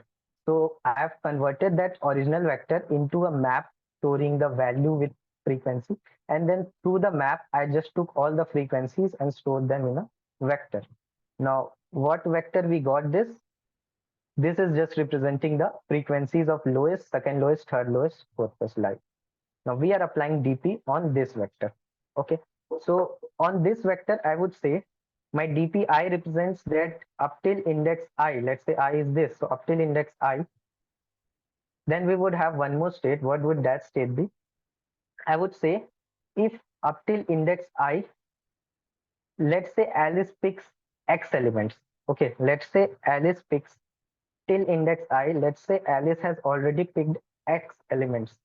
Okay. So among these elements, Alice, there would be a subset of indexes which Alice is going to pick. That's what. So my final answer is just going to be among the full array, what is the maximum number of elements which Alice can pick. So I'm telling that till index I, Alice has picked X elements. Okay. So what this DP would return me, it would return me that if till index I, Alice has, let's say, picked 3 values, then what is the minimum number, or you can say what is the maximum moves Bob would still have left if Alice picks 3 elements. Okay, so like what I'm trying to say is for this, let's say Alice picks the first element and then Alice picks the second element, but the third element, Bob utilized two moves to reduce this third to 0. So Alice was not able to pick that this element, and then Alice picked this element. So my DP of this is 0, 1, 2, 3, 4, 5. Okay, my DP of 3, and I'm telling that Alice has picked 3 values till here. It would store how many moves Bob is left with. So if Alice has utilized 3 moves, then Bob would also have 3 moves. Out of the 3 moves, Bob has utilized 2 moves in preventing Alice from picking this. So this would return 1, that Bob still has 1 move left after this thing happens. After Alice picks X elements out of the first I elements, the maximum moves Bob can still have left within is 1. That's what the DP is storing. So my state of my DP is number of moves left with Bob if Alice picks X elements. Okay.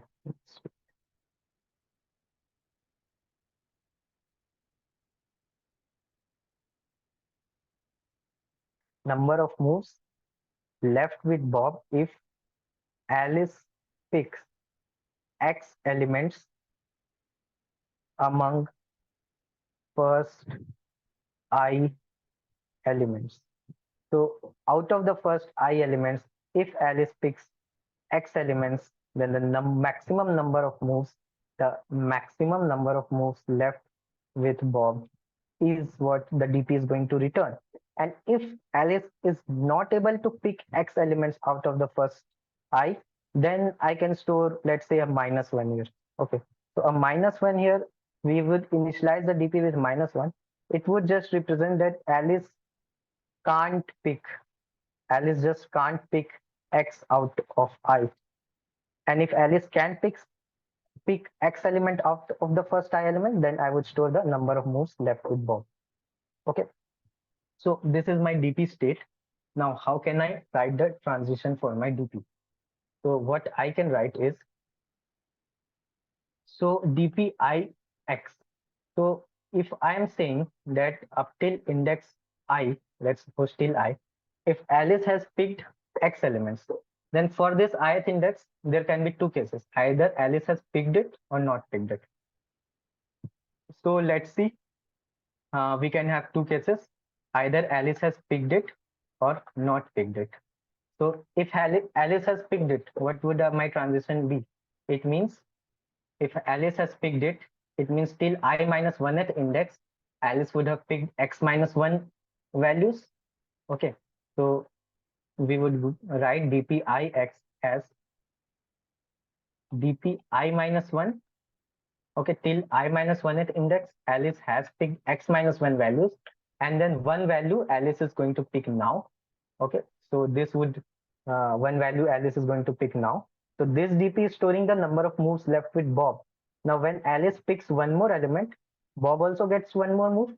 So +1 to the number of moves Bob has left.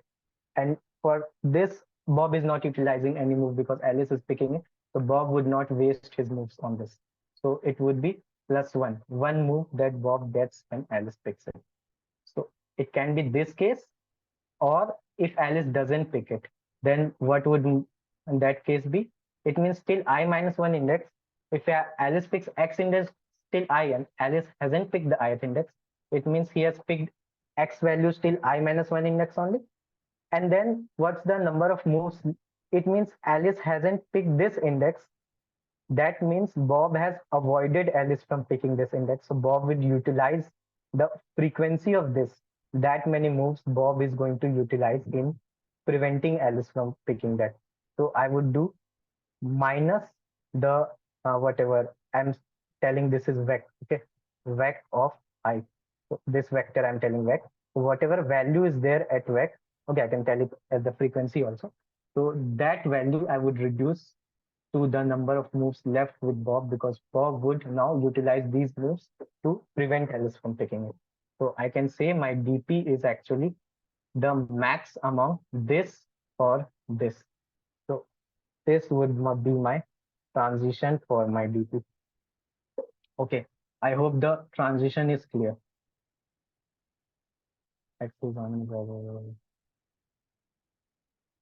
Okay, I hope the transition is clear. Any doubt in this?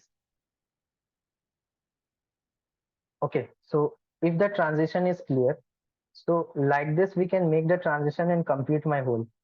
One more thing I would have to check.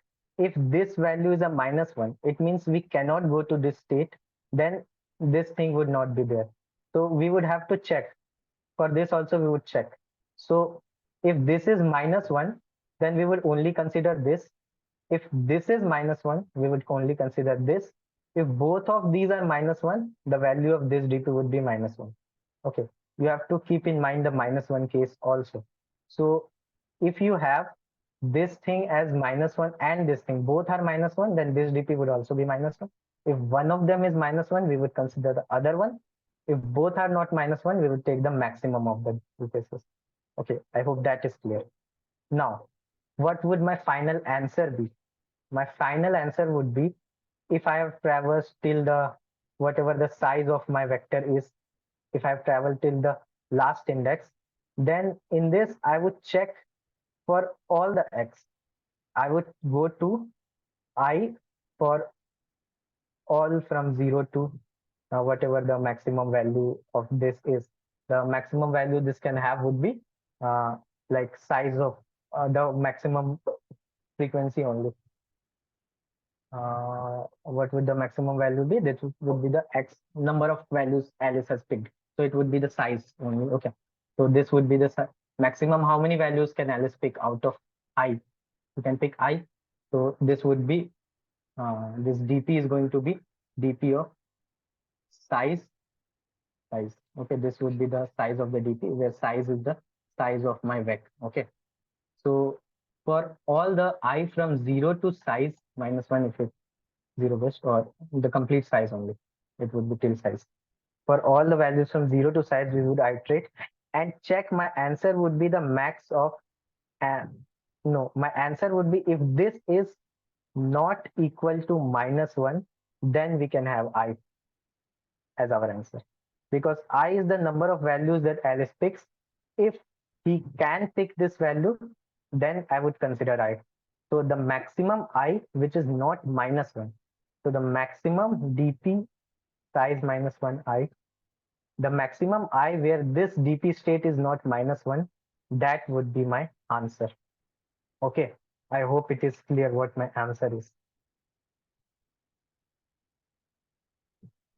-1 just means that you, what I had explained, -1 means that Alice, if the dpix is -1, it just means Alice cannot pick x values among the first I values, because for the optimal play, Bob would try to prevent Alice from picking the values. So if in the optimal play, among the first I values, the maximum Alice can pick is, let's say, y, and this x is greater than y, it means Alice cannot pick x values. So there we would store a -1 in that dp. So a -1 just represents that Alice cannot pick x values from among I values. And if this is not -1, then it would store the number of moves left with Bob with this thing. Okay. I hope it is clear now. Okay, so then we can just look at the base case also. So base case is just all the dp would be initialized with -1, that no nothing is possible, and then first whatever value we would have in vec. Okay, so we have vec, first value would be picked by Alice. So we would have dp, we have went till the 0th index, and Alice has picked one value. So that's till here, the number of moves left with Bob would be 1. After Alice picks it, Bob would get a move. So this is going to be my base case. Okay, so this would be my base case, this would be my transition, and this would be my final answer, the maximum I, where this is not equal to -1. This is my final answer. Okay, so I hope it is clear now. Yeah, understood. Okay, so now we can just move to the code. Okay, so in the fourth problem, what we did, we iterated, and just sorry, we took the input. This is input, and then in a map, I stored the frequencies of all the elements. Map of AI plus plus. This way, I stored the frequencies of all the elements, and then I pushed those frequency to a vector. I took a vector because I don't care about the key now. I only care about the value of the map. So I just push the all the values of my map, that is the frequencies that we had, and the map would arrange them in a sorted order, because I'm using a ordered map. So it would arrange in a sorted order. So this vec would have all the frequencies from lowest value to the highest value. Okay, so I'm creating this vec like this. I'm storing a map of frequencies, and then I'm iterating through that map, storing p dot second in vector. Now I've taken the size of the vector. So in this vector, I'm going to perform my dp. So dp is size cross size plus 1 minus 1. So this size representing index from 0 to size minus 1. This is representing how many values Alice has already picked among 0 to I minus 1. Okay. So my base case, as I told, dp01 is 1. So if I went till the 0th index, Alice has picked one value and Bob is left with one move. Okay, that's my base case. I would iterate from I1 to size. I would iterate from the index 1 because I've already considered index 0 here. So indexes are from 1 to size and j is from 1 to size plus 1. So less than equal to size. So this is till equal to size. I'm iterating for j. So I would initialize like dpij would be minus 1. So I would check for my transition. What was my transition? One part of the transition was this thing. So I would check if dpi minus 1 x minus 1. If this thing dpi minus 1 x minus 1. So x is j here. Okay. If this is not minus 1, then we would consider that step. So then we would write that dpix is this thing. Okay, dpi minus 1 x minus 1 plus 1. dpij is dpi minus 1 v minus 1 plus 1. So this is the first thing. And then we would check for this state. Okay, so I would check if dpi minus 1 x is not minus 1. If dpi minus 1 j is greater than, if it is not minus 1, and also one more thing, it should be greater than vec I. Okay, so if this thing is less than vec I, because the available number of moves is less than uh, what we need to reduce it to 0, Bob would not reduce it. So if this thing goes negative, it would not mean anything because number of moves left with Bob cannot be negative. So this should be greater than vec I. That's also one check. So number of moves left with Bob, it should be at least the number of moves required to prevent Alice from picking that. Then only he can prevent Alice from picking that and this state would exist. Otherwise this state would not exist. So I have just written dpi minus 1j is greater than equal to vec I. And if this is minus 1, then also this condition would become false. A negative value would be greater than vec I is always positive. Okay. So both the cases are checked here. If this is possible, then this test case is possible. And this is, if this is possible, we'll just maximize whatever value I had with dpi minus 1j minus vec I, this thing, dpi minus 1x minus vec I. So this is my state. I'm maximizing with this. And if I had dpij already was minus 1, this was not satisfied and it was minus 1, then I would just directly assign it. Otherwise, I would take the maximum. Okay. So that's how I'm making the transitions. So I hope the transitions are clear. The base case is clear. Now my final answer would be the maximum I where this condition is sorry, the minimum. Okay, so what Bob is trying to do, he is trying to make prevent Alice from okay, so it would be the minimum. Okay, so here what my dpix is storing that the number of moves left with Bob if Alice picks X elements out of I elements. So if there is the minimum value which is possible, that would be my answer. Okay, minimum X for which this is not minus 1, that would be my answer because it depends on Bob what like the transitions depend on Bob. Okay, so Bob is trying to minimize that value that Alice gets. Alice would just pick the minimum values, whatever he can get. The only difference is making is the choices of Bob. So this DP is actually storing the choices of Bob. Okay, so my final answer would be the minimum X for which, okay, so it would be not maximum, it would be minimum uh, minimum I, so that dp, this dp is not minus 1. Okay, so we would start from I equal to 1 to size. If this is not a minus 1, we would take answer as I and break out of the loop. The first I that we get where this is not minus 1, we would store that as our answer and break out of the loop and we would print it. I hope the problem is clear. What's the time complexity? It's obviously we have a dp of size cross size, and inside we have transitions of O of 1. So the whole time complexity is O of size square. what is my size? What can be the maximum size of my vector? It can be if all the elements are unique, you may have a maximum of n as your size. So my time complexity is actually O of n square. Okay. So my time complexity is O of n square. I hope it is clear. There is no more doubts in this problem. If there is still any doubt, you can ask. Then we will move to the fifth problem.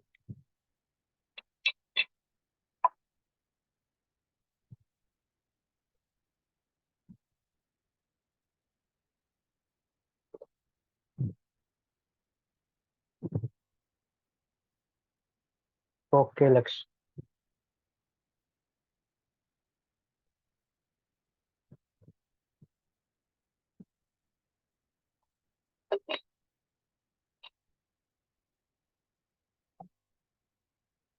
Okay, so now we can just move to the problem E now.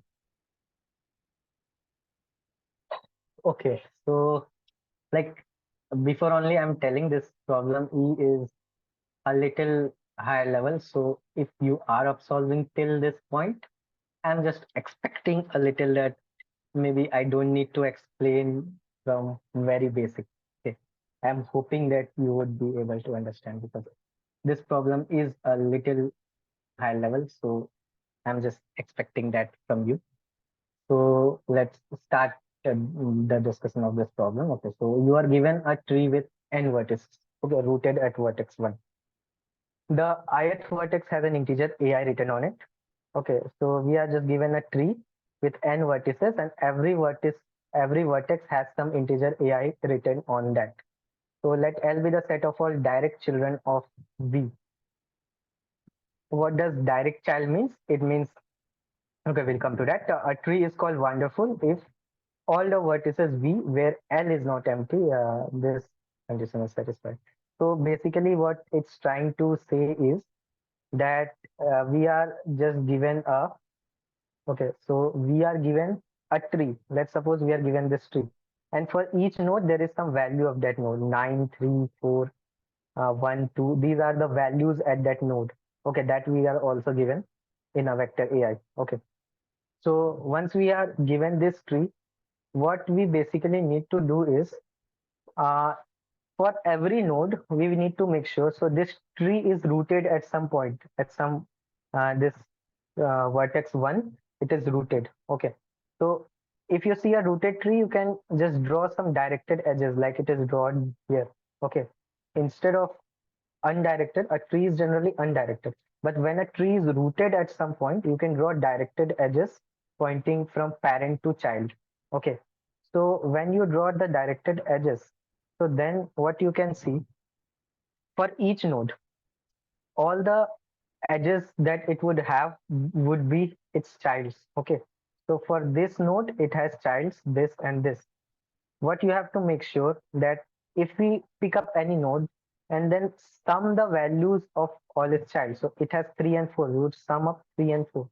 If we sum up the values of the nodes of all the childs, this value, we have to make sure that this should be uh, less than equal to the value at the uh, okay, the value at this point. Okay, so we less than or was it greater than? Okay, the value should be greater than. Okay, the sum should be greater than. That's what it's given. So whatever value, if you have 9 here, so this 9 should be less than the sum of the values at childs. Okay, so this 9, so the value of the node should be less than the sum of the values of its children. That's what we have to make sure. But here you can see the value here is 9 and the sum of children is 3 plus 4, 7. So 9 less than equal to 7 is not satisfied here. You have to satisfy this condition. But how are we going to make this happen? It's done through operations. So what all operations are allowed here? Minimum, you have to find the minimum number of operations to do this. What operations can you do? You can choose any vertex v and increase av by 1. So you can just increase the value of any vertex by 1. That's your one operation. You have to find minimum number of operations to achieve this, to make the tree such that for all the vertex, the sum of its children is greater than the value at that vertex. Okay, you have to notice. So this is the problem, and the number of nodes is 5e3 again. So you can go to an approach of O of n square. Okay. So now let's see what we can do here. Okay, so I'm just going to not go too much into the intuition how I got this. I'm just going to tell you the approach because I also cannot explain, but I can just basically tell what the intuition was. So whenever you get a tree problem, okay, so you in most of the cases you try trees like this, you try to apply the DP on tree concept. Okay, so you just whenever you want to apply DP on tree, what you do? If you have a node and it would have some children. Okay, so let's say this is children, and through this I'm representing the subtree of its child. Okay, this is the subtree. Uh, okay, so if this node has three children, it would have the subtree of first child, subtree of second child, subtree of third child. That's what I'm representing like this. Okay, so what we can write, whatever you want to compute. So here we want to compute my dp of x represents the minimum number of operations to for so that this subtree satisfies the conditions. That's what my dp of. Okay, so if this is node x, then if I can find the minimum number of operations so that this subtree satisfies the condition, then that I can write as dpx. And what would my transition be? My dpx. So I have to write the relation in terms of the children, the relation with these children. So my dpx, what relation can I write with its children? So if this child is satisfies the condition, so it would take some operations for this subtree to satisfy, some operation for this, some operation for this. So first it would be the sum of dp of the children. So these many operations would be needed. First you would have to make the subtrees to satisfy the condition. Then also the operations. So if at this node, let's say there is a 3, and at this node this is a 4, at this node it is 3. And here what you have to make, you have to make this greater than equal to the sum of nodes, but the sum of nodes is 10 here and you had 8 here. Okay, so if you had 8 here and the sum of nodes was 10, you need to increase one of its child. You need to do like do a plus 2. Okay, sorry, it is greater, let's say.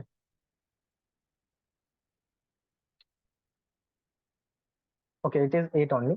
So what you have to make sure, this sum is 10. You have to make sure this 8 is greater than this value at this index is greater than equal to 10. So you would have to do a plus 2 here. Okay, so once you do a plus 2 here, sorry, what you had to do, you have to make this less than the sum. Sorry, you have to make, oh, I almost forget the condition. Sorry. So let's say you had, instead of 8, you had a 12 here. Okay, so what you need to do is you have to make sure that the value at the x index should be less than the sum of child. This is what you have to make.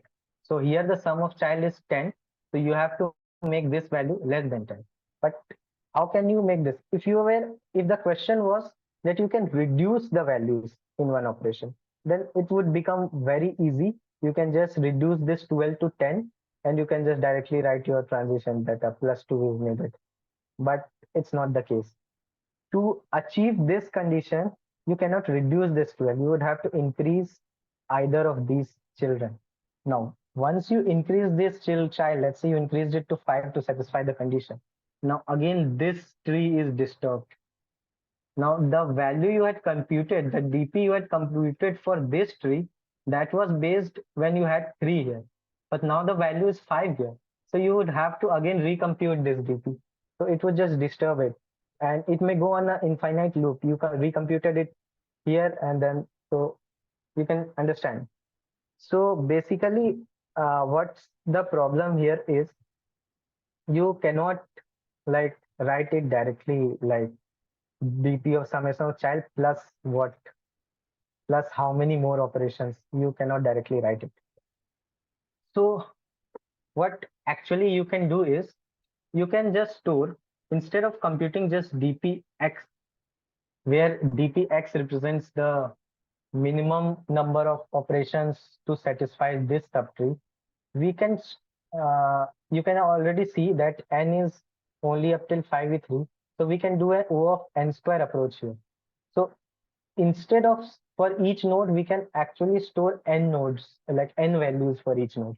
So for each node I am not storing a dp with a single value. What I am storing is my dp of x is a map. Okay, I'm storing a map, and what does that map represent?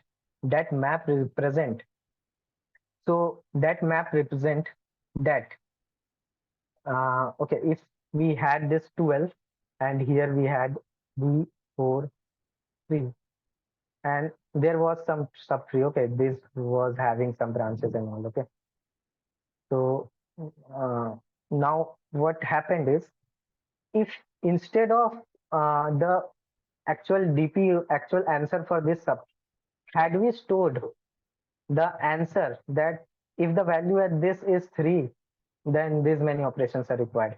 If we increase the value, if we increase the value to 4, how many operations would be required? If we increase the value to 5, how many operations required? If we increase the value to 6, how many operations required?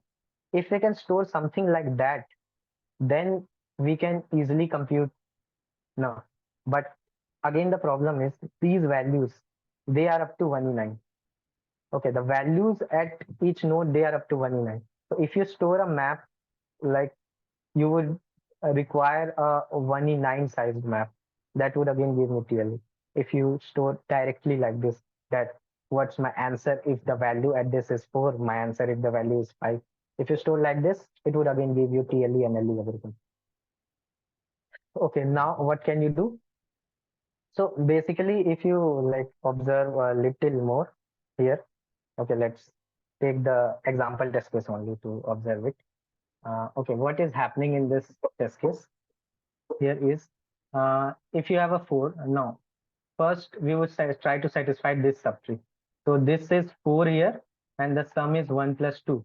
So you want to increase this sum from 3 to 4. So you want to do plus 1 somewhere. So for leaves, it given if it is a leaf node, there is no condition to that. So you can just directly increase any leaf, make this 1 to 2. You would satisfy 2 plus 2 is now greater than equal to 4. Okay, the condition is satisfied. So you required one operation to increase this 1 to 2, or you could have done this 2 to 3 also. That was also okay. So one operation would be needed here, and then you would satisfy this subtree with one operation. Now what happened? You checked for this thing. So 9. You had 3 plus 4 equal to 7. But this 7 should become greater than equal to 9. So you need to do a plus 2. You need to do a plus 2 either on this node or this node, or a plus 1 at both places. But if you do a plus 2 here, make it 6, then again you would have to increase these values. So actually, to do a plus 2, if you are doing it through this part, okay, I have made it very messy. Okay, if you are doing it through,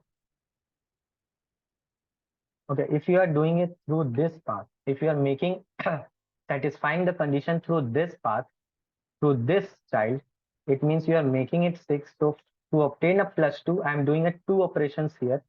And then again, if this has become 6, 2 plus 2 greater than equal to 6 is not valid. You have to do a plus 2 again to this.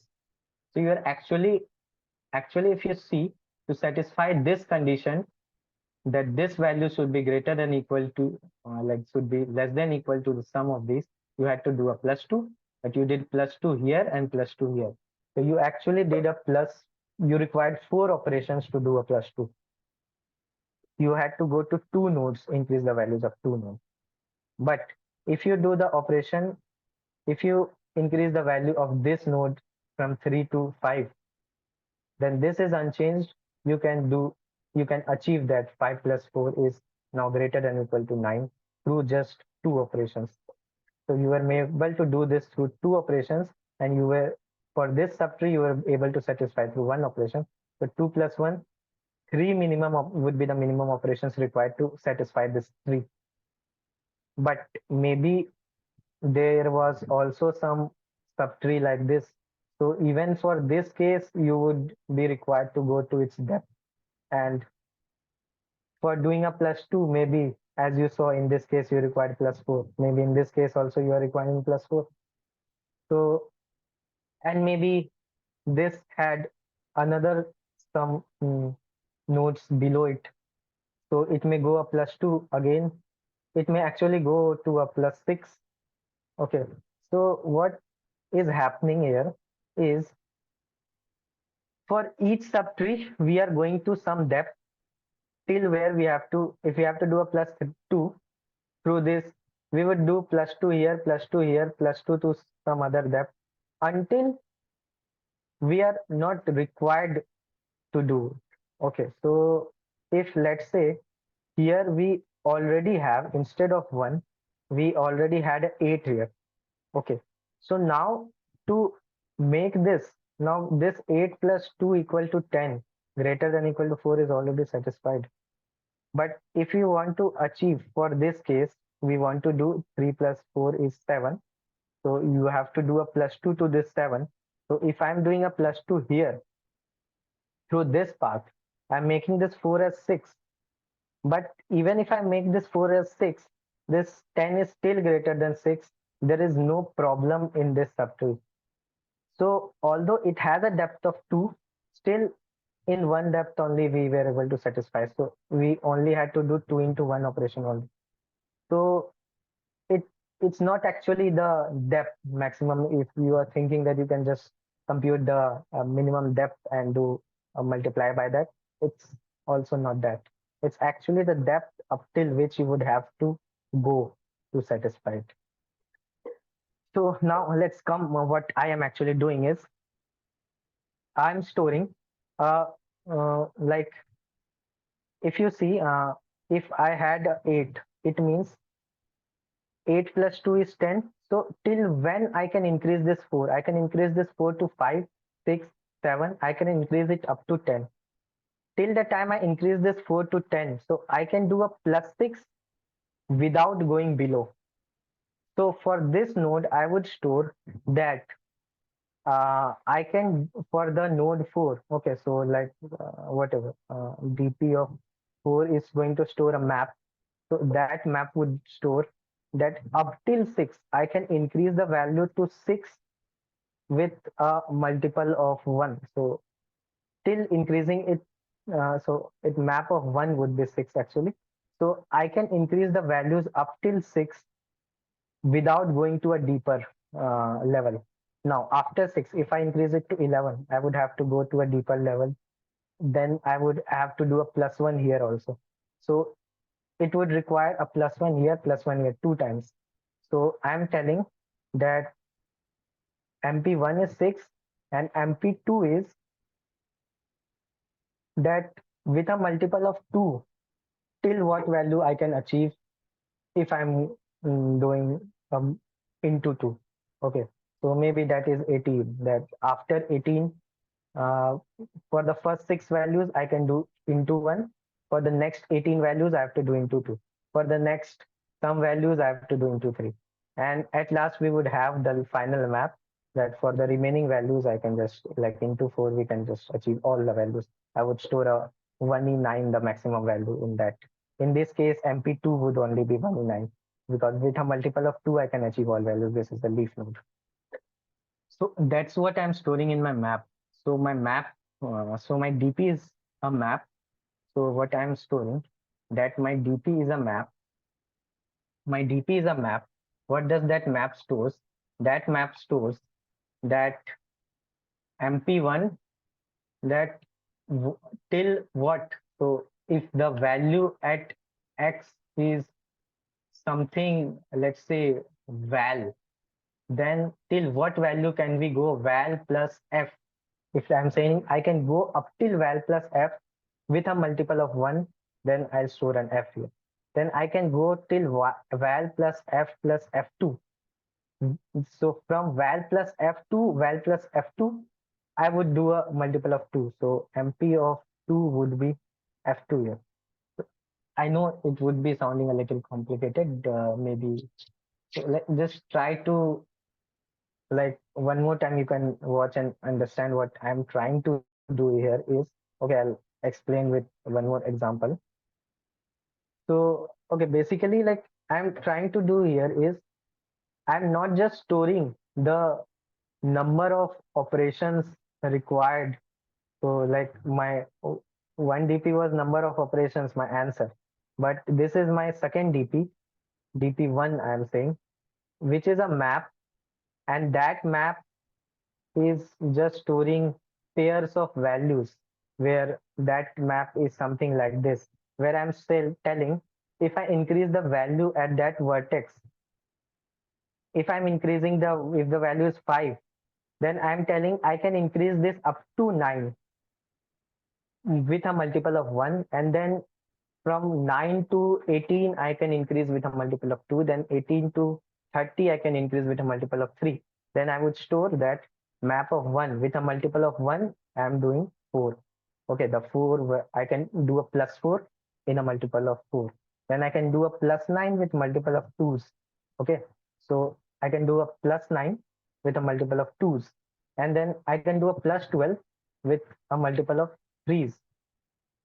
So I'm storing pairs of, okay, what is my multiple for the next x values? Okay, that's the pair I'm storing. Like, for the next f values, we increase this, what my number of, whatever the number of required operations is going to increase by. For the next f elements, the number of operations is going to increase by f into 1. For the next uh, f2 elements, it's going to increase by f2 into 2. That's what I am trying to represent. Okay, I hope it is clear. So now, once I compute that, I can write my transition directly. That my dpx, this dp is the actual dp of my answer. That dp1 of x was storing that map. Okay, dpx is storing an integer value.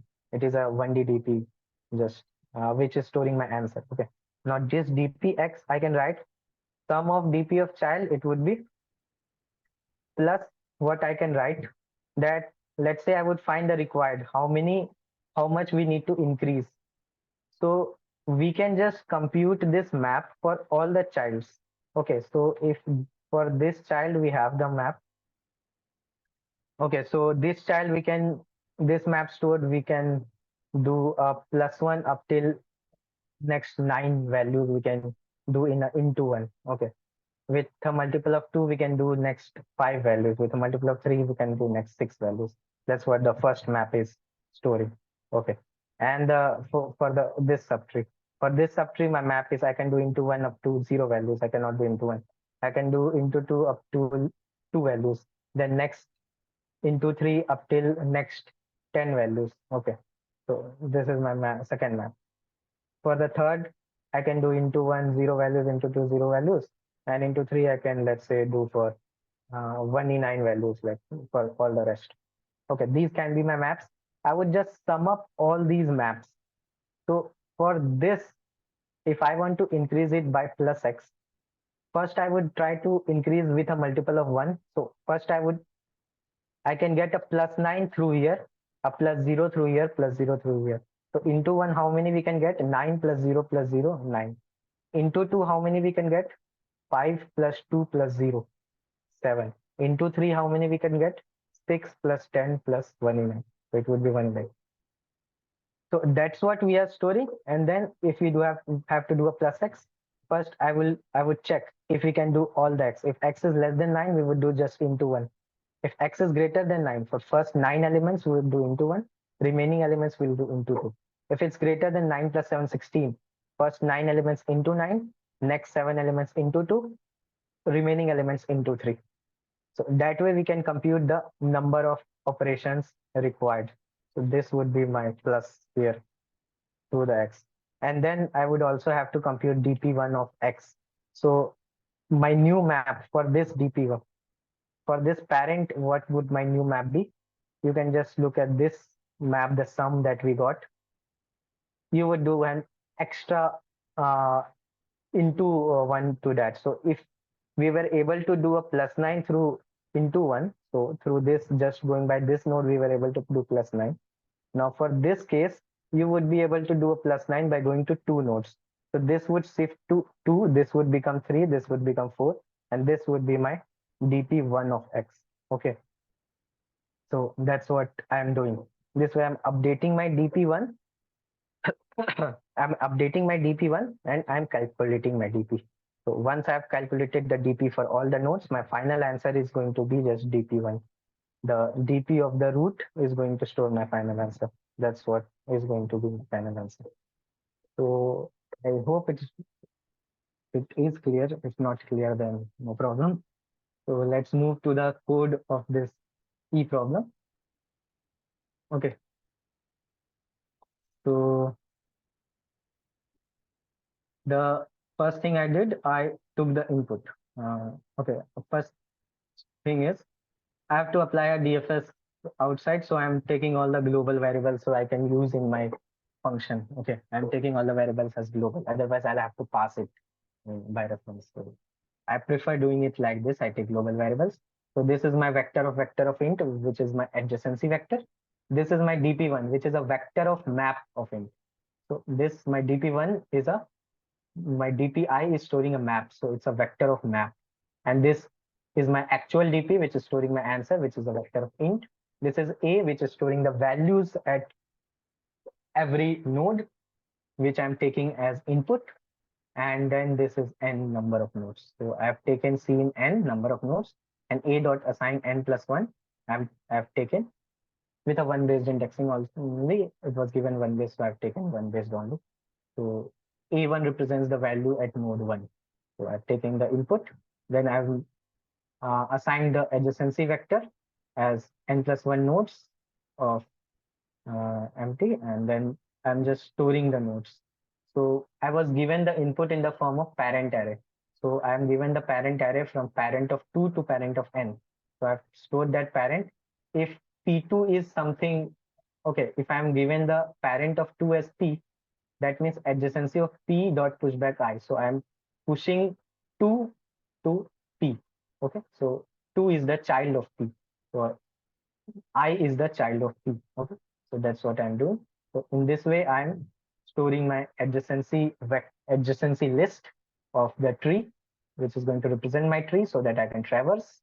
And then I'm doing dp dot assign 0 and dp dot assign map, an empty map I'm assigning to dp1, and to the actual dp I'm assigning 0, but I can assign anything. Now I'm doing DFS starting from the root as 1. So what I'm doing here is first thing is I would check if it is a leaf node. For a leaf node, it's this would be my base case, the leaf node. For the leaf node case, I'm just telling that you can just, don't need to apply any operations for the leaf node. Your dpx is just 0, because if you have a leaf node, there is no condition. You don't need to apply any operation for that. Okay. And if you have a leaf node, you can increase it as much as you can with a factor of 1.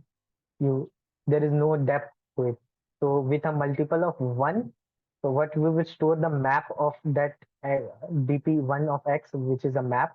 In that map, we would store in 1, we would store 2e9 or 1e9. So 2e9 is a big value, so we can just do, we can increase it as much as we want with a factor of into 1. Okay, so that's what my base case is. We are going to return for a leaf node. Now if you don't have a leaf node, this vec is my map actually.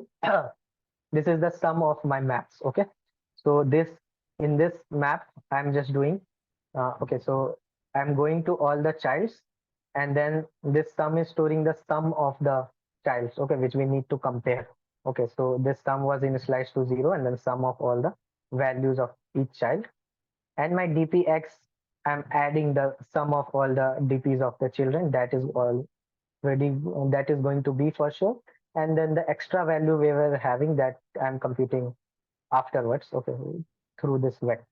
Okay, now vec I'm computing that I'm going to each value of the map of the child. For the child, I'm going to each value of the map, then vec of p dot first plus equal to p dot second. So I'm just adding up that pair to my map. So this vec is actually storing the sum of all the maps of the children. So I'm summing up so all the maps of the children in this vec. Okay. So if value at the current index is greater than sum, then we need to apply some operations. If not, then no operations required. Okay. So if it is greater than sum, then only some operations would be required. So what operations? Required operations is ax minus sum. This is the required value which we need to increase. Okay. So we would go to vec starting from the lowest. So we would check if if we are the map we are going into one, what values we can do, into two, what values we can do. So we will start with the lowest, let's say into one. So into one, p dot second values we can do into one.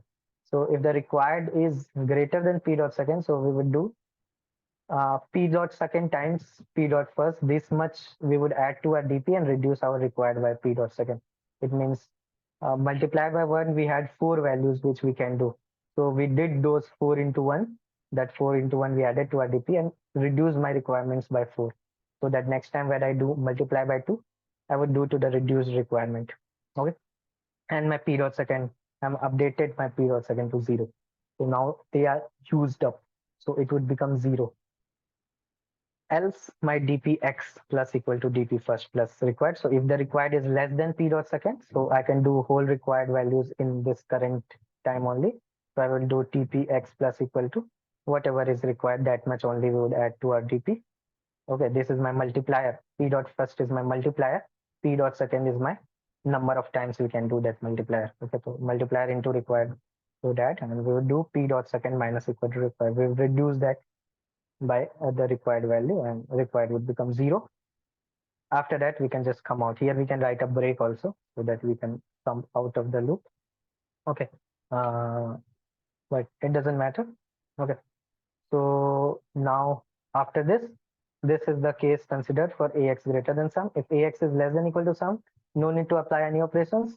Just update our dp1, that the this much, the sum minus ax would be the values that this can particular node can grow with a multiplier of 1, so that in future when I'm using this dp for its parent, when this dp is going to be used this as a child, so I have to update that dp1. So I'm updating that dp1, that with a multiplier of 1 I can do this much values with a multiplier of 1, because these values are extra that I can increase without changing my okay. So this way we have updated our dp1 and dp. Okay, this way. Now we would just uh, update our dp1 of the current value, as we would go to the vec, and vec dot first plus 1 would receive p dot second. So as I said, I would just increase the key by plus 1. So if I had this thing, I increase. So if I have one, if I has one arrow 9, I would store 2 arrow 9 in my actual dp, because there's an increase from that node to that also. So this way we are computing our dp, and this is the dfs function to compute the dp. Once computed, we would just print dp1 as our answer. Done. Okay, I hope this was clear. If not, maybe you can rewatch this video and try to understand. Otherwise, it's okay. Okay, it was a little higher level problem. So now I hope you like the explanation. Let's end this. Thank you very much.